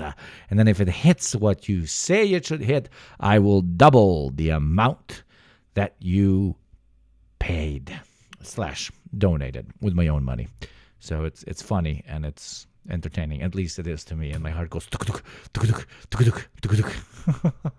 High plateau. But history had other plans. In October of 1929, the entire American stock market lost 89% of its peak value in just a couple of days. Stocks had reached prices that were many multiple times higher than their earnings, with most stocks having quadrupled in value in just 4 years, a rate far higher than their actual growth. And so suddenly, it was all over. Tremendous crowds which you see gathered outside the stock exchange are due to the greatest crash in the history of the New York Stock Exchange and market prices. With all the unprecedented growth, it had been hard to see the forest through the trees. In reality, the American economy was completely unsustainable. Even though Americans were making more money than before, income inequality was rising faster than wages. By 1928, just 1% of the American population was earning 25% of all income in America. On top of that, many Americans were in a lot of debt, and when the stock market crashed, they were unable to continue paying it back. Within 1 year, the unemployment rate in the US was over 25%. About half the banks in America had gone out of business, and the financial crisis had spread to the UK, Germany, Canada, Chile, Italy, and many other countries around the world. The American landscape was quickly covered in hundreds of shantytowns and slums that were built to house the millions of people, around 2% of the entire population, that went homeless as the recession became a years-long depression, an era defined by financial and emotional trauma. It was a disaster. This was the worst financial crisis in the history of the world. America was suffering. But in the aftermath, the entire American ethos changed. Laissez-faire, anything-goes economics were clearly not going to work anymore, and so a new system was built to prevent that level of inequality from ever happening again. President FDR and his allies introduced the New Deal, a series of wide-ranging social, economic, and political reform. The two videos we watched today are eerily similar. This one's obviously much better, but yeah, a low-key fuck-up on my side, chat. It was designed to reduce poverty, protect workers, and create a more equal economy for everybody. Settled in the White House, the new president went to work. To do so, he created the famous alphabetical agencies of the New Deal. Their purpose? To fight the Depression, to provide work and security. Soon the factories reopened. Unemployed men returned to their jobs. Social Security was introduced in an attempt to prevent the child and elder poverty that was widespread at the time. But we have tried to frame And to prevent revolution. a law which will give some measure of protection to the average citizen and to his family against the loss of a job and against poverty-stricken old age. And the New Deal was also responsible for the ending of child labor. Up until the late 1930s, around 1 out of every 5 children in America had a job. They also raised taxes for Americans in the highest bracket of income to— No, the children, they yearn for the mines. They yearn for the mines. Why do you take the child out of the mine? 94. This is why today they do their little TikTok dances and they're 6'7", 6'7", 6'7". They would not have the time for that if they were in the mine going dig, dig, dig, dig, dig, dig. percent, and it would stay at 70% or higher for about 45 years. The ethos of this period in American history was pretty clear. In an era of rebuilding the world after economic disaster, the sacrifice would be shared, and no one would accumulate massive wealth unchecked. If you want the full PhD version of this big economic and political shift, there are hundreds of books about post-war economic policy, and I haven't read any of them. I'm not going to pretend to have a full understanding of the New Deal. I know it's controversial, some people want to say it was a mistake, blah, blah, blah. But what I can say is that this was an era when life for the average American changed forever. Economists call the period that came after the Great Depression the Great Compression. The gap between the rich, the middle, and the poor was compressed to its lowest point in modern history. And the very real, measurable result of this Great Compression is that it was also the birth point of the American middle class as we know it. This moment in history, this moment after a horrible disaster and all the changes that needed to be made to prevent it, are exactly why people talk about boomers being able to buy houses for $5,000 and a rusty spoon. Compared to the middle of the 1920s, when the top 1% of America was making over 25% of all income in the country, by 1950, that number would be under 10%. You know how people say that boomers had the world in their hands and that they wasted it, or how they had all these advantages and an easy life, that they lived in a fantasy world? This is why. By the mid-1950s, a factory worker, a teacher, a bus driver, whatever it was, many different people at many income levels were all able to enjoy a higher standard of living than ever before. Whether it was owning a house or a car or planning for retirement or putting money away for their kids' education, all of this was often possible even on one income for the entire household. In 1940, around 40% of American households owned their own home. By 1970, that number would be over 65%. Life for the average American in general was unprecedentedly good. Education, medical technology, economic opportunity, almost every measure of personal or societal success was going up. In 1940, only 15% of young adults enrolled in college. By 1970, the industrial base was there, the jobs were there, redistribution happened, there was every single mechanism that could be utilized in a market economy to destimulate accrual of capital over a particular level was utilized. Capitalists themselves had not discovered offshoring their capital or outsourcing their labor force. All the conditions were there for a sizable, decent livelihood for the majority of the population, right? Not for the majority, for the majority of the white population, which is not, but you get what I mean. Number was over 40%, and college, often funded by the government, was cheaper than ever before. The average annual in-state tuition and fees for a public university in 1970, $394. $394. Is that even true? And so the middle class, in many ways, wasn't really the middle. This huge new socioeconomic group, in reality, their experience was defined by better living conditions than anyone at any point in history ever. Of course, though, this wasn't a perfect system at all either. The rise of the middle class was also accompanied by insane Reagan ended up fucking us for that too, yes, but if it wasn't Reagan, it would be somebody else. Because again, of the systemic incentives to eventually take back said reforms, because it makes capitalists at some point understand that the patsies are going to patsy and that they do not have to placate the masses anymore. This is all of you know this. Institutionalized racism to the point where large parts of almost every single American city were intentionally bulldozed to destroy black neighborhoods. Both apartment buildings that my grandparents grew up in after coming to America no longer exist because they were knocked down to put in highways that ended up destroying like 3/4 of American cities. And that being, of course, among other insanely racist laws that were written to promote segregation even after it was illegalized. Is illegalized a word, actually? This is crazy. I think a lot of people, Gen Z, my age, do not know this or maybe heard it one time in school and just forgot. But in most states in America, women couldn't get credit cards, bank accounts, or home loans until 1974. Homosexuality was legally considered a mental illness until 1973. On top of that, the world was insanely polluted. From the 1940s to the 60s, industrial cities like LA, Pittsburgh, and New York were covered in smog for years. In Pittsburgh in 1948, a cloud of smog containing toxic chemicals killed 20. Every time I see Pittsburgh, I just it reminds me of that Fallout DLC where you fight in pits in Pittsburgh. People. Settles down on the industrial town of Donora, Pennsylvania. Pittsburgh is always going to just be that for me.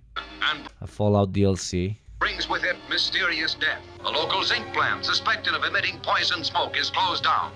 but an epidemic of pneumonia is feared in the wake of Donora's deadly plague of smog. And this isn't in the US, but I did find this while researching the video, that in London in 1952, there was a cloud of toxic smog that covered the entire city and killed 10,000 people in 5 days. And this isn't like something that everyone knows. This is just considered kind of a normal consequence of life back then. Cleveland's Cuyahoga River was so polluted with industrial waste in the 1950s and 60s that it used to occasionally catch fire. It was a river that was so polluted that it would light itself on fire spontaneously. Of course, that's not even to mention the Vietnam War, where trust in the American government reached an all-time low after wealthy, well-connected young men were able to avoid the military draft, while millions of poor and minority kids were sent straight to the front line to experience hell on earth in the Southeast Asian jungle. But the general end result of this era was that from the 1940s up until the 1980s, life in middle-class America was pretty much great. It wasn't perfect at all, but at the very least, it was objectively decent for most people. Maybe you disagree with me, but you can't argue with the fact that it was a huge improvement over the world of starvation, deadly working conditions, child labor, widespread disease, and poverty that had come before. In 1959, Richard Nixon, who was vice president at the time, would brag during a visit to Soviet Moscow that any American factory worker could afford a house filled with modern conveniences. Being middle class became a badge of honor. It was a cultural identity, a statement of values. It was the American way for 90. Yes, and the only reason that they could afford that is because of the reforms that were enacted thanks to the fear of revolution that the Bolsheviks managed to push through. Always remember that the only time they give you anything, including reforms, is because they're afraid of revolution, because they're afraid of chaos, because they're afraid of an uprising. And every time a well-intentioned reformist talks to you about the golden age of American reform, remind them that ironically, they get to do reforms. They got to do reforms because revolutionary socialists did their fucking job. Okay? Right now, there's not a lot of fucking revolutions happening anywhere. I don't see them reforming, baby. I see them pivoting further and further right, baby. That's what I see. Entrenching power more and more, telling you to fucking suck it because there's no viable alternative on the horizon. So yes, always remind reformists that they managed to do their reforms because revolutionaries managed to do their revolutions. 99% of people, even those who it didn't apply to. Everyone wanted in. Upper class was seen as stuffy. That's succeeding downwards of every socialist revolutionary,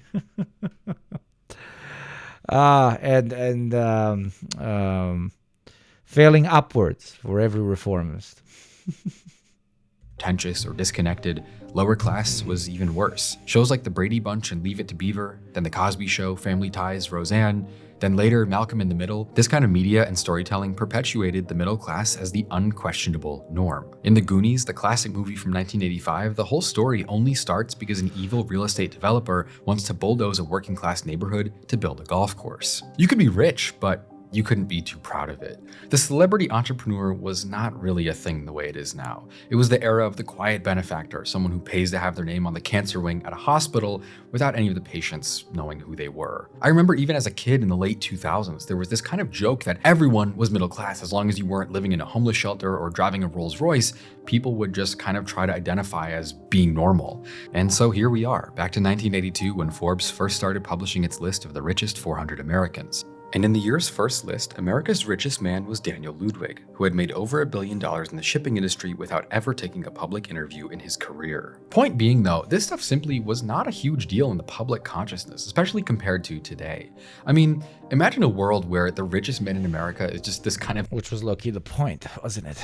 Unknown person where you could walk by him on the street and you wouldn't know who he was. Someone who doesn't even give comments to the press, let alone own a social media platform. It's completely foreign. But when you fast forward to 1990, the number of American billionaires had increased exponentially from 13 in 1980 to a total of 66 10 years later. That's a 5 times larger increase than the previous 50 years as a whole. Today, though, That number is over 800. That's 61 times higher than it was just 40 years ago. And in 1980, the 400 list total wealth was $92 billion. In 2021, it was $4,500 billion. Again, having multiplied. And remember, you don't have to adjust billions to inflation because it's billions. Billions is always an unconscionable amount of money, even when adjusted to, I don't know, 10,000% inflation. By 50 times in 40 years. So what happened?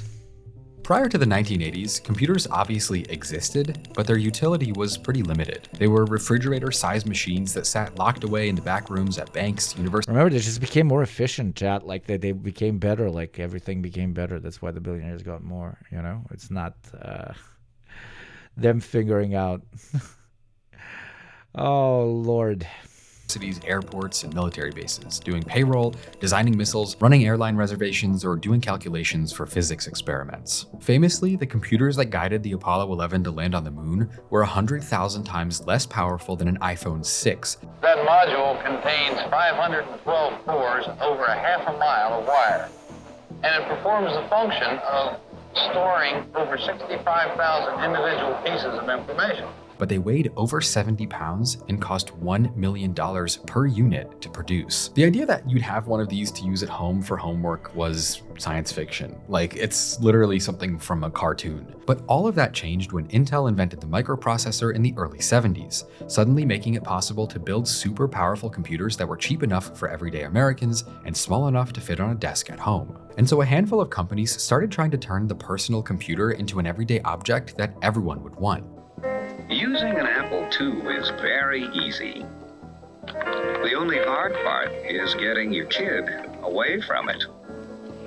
You see, Apples are the leading computers in schools, so even though you want it to help you work at home, your kid will want to use it for his own homework. Of course, if all else fails, there's one last thing you can try. Get him an Apple of his own. Apple, IBM, Microsoft, Intel, Oracle, these names that feel totally inevitable now were at the time being run by outsiders. 30 years later, 676.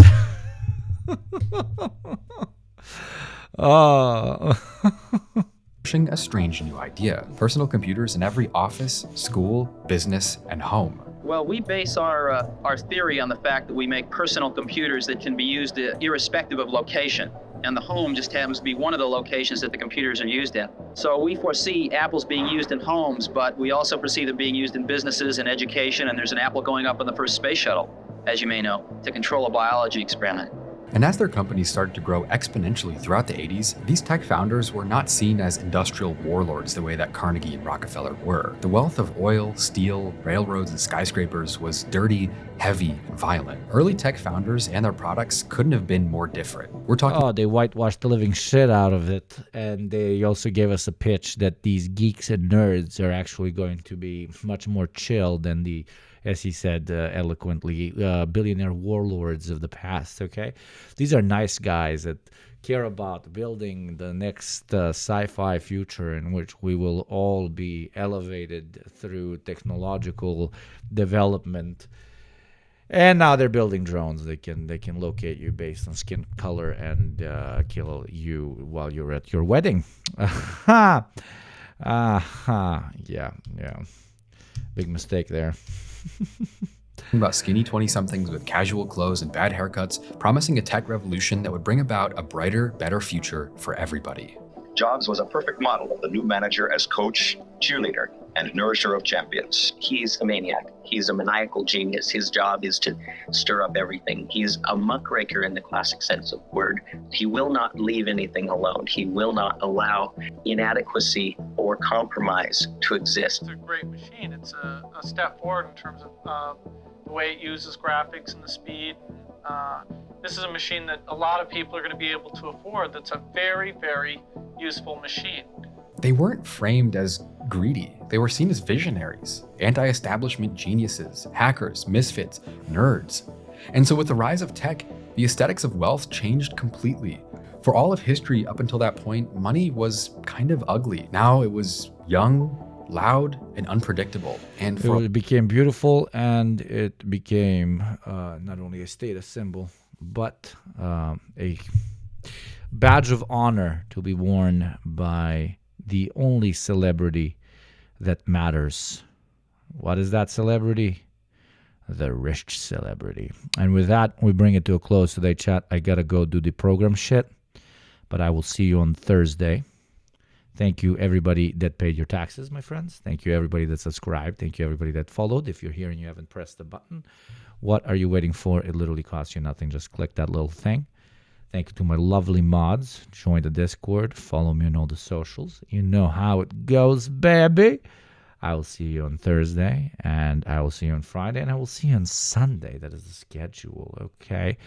Who should we rate today, though? So many people live right now. So many people live and alive. Live it and live it, okay? Tell me, who do you want rided? Who do you want rided? Who do you want me to ride? Who do you want me to ride? No, not in that way. Who should I read? Central Committee is offline, I believe. We can ride Sean the Black, Hassan, The Surfs, Ray Kai, Northern Lion, Cock Carnage, Argonian Bum. Let's raid Argonian. Fuck yeah, let's raid Argonian. What the fuck? Argonian is a fellow chatter that we deeply, deeply respect. Let's raid Argonian. Absolutely. Everybody, please give every single follow and subscribe to Argonian right now, okay? Right now. And next time, we better gamble, motherfuckers. Next time, we better fucking gamble. Go to Argonian. Have a great day. Bye-bye. Mwah, mwah. What the fuck? No, click the button. God damn it, motherfucker.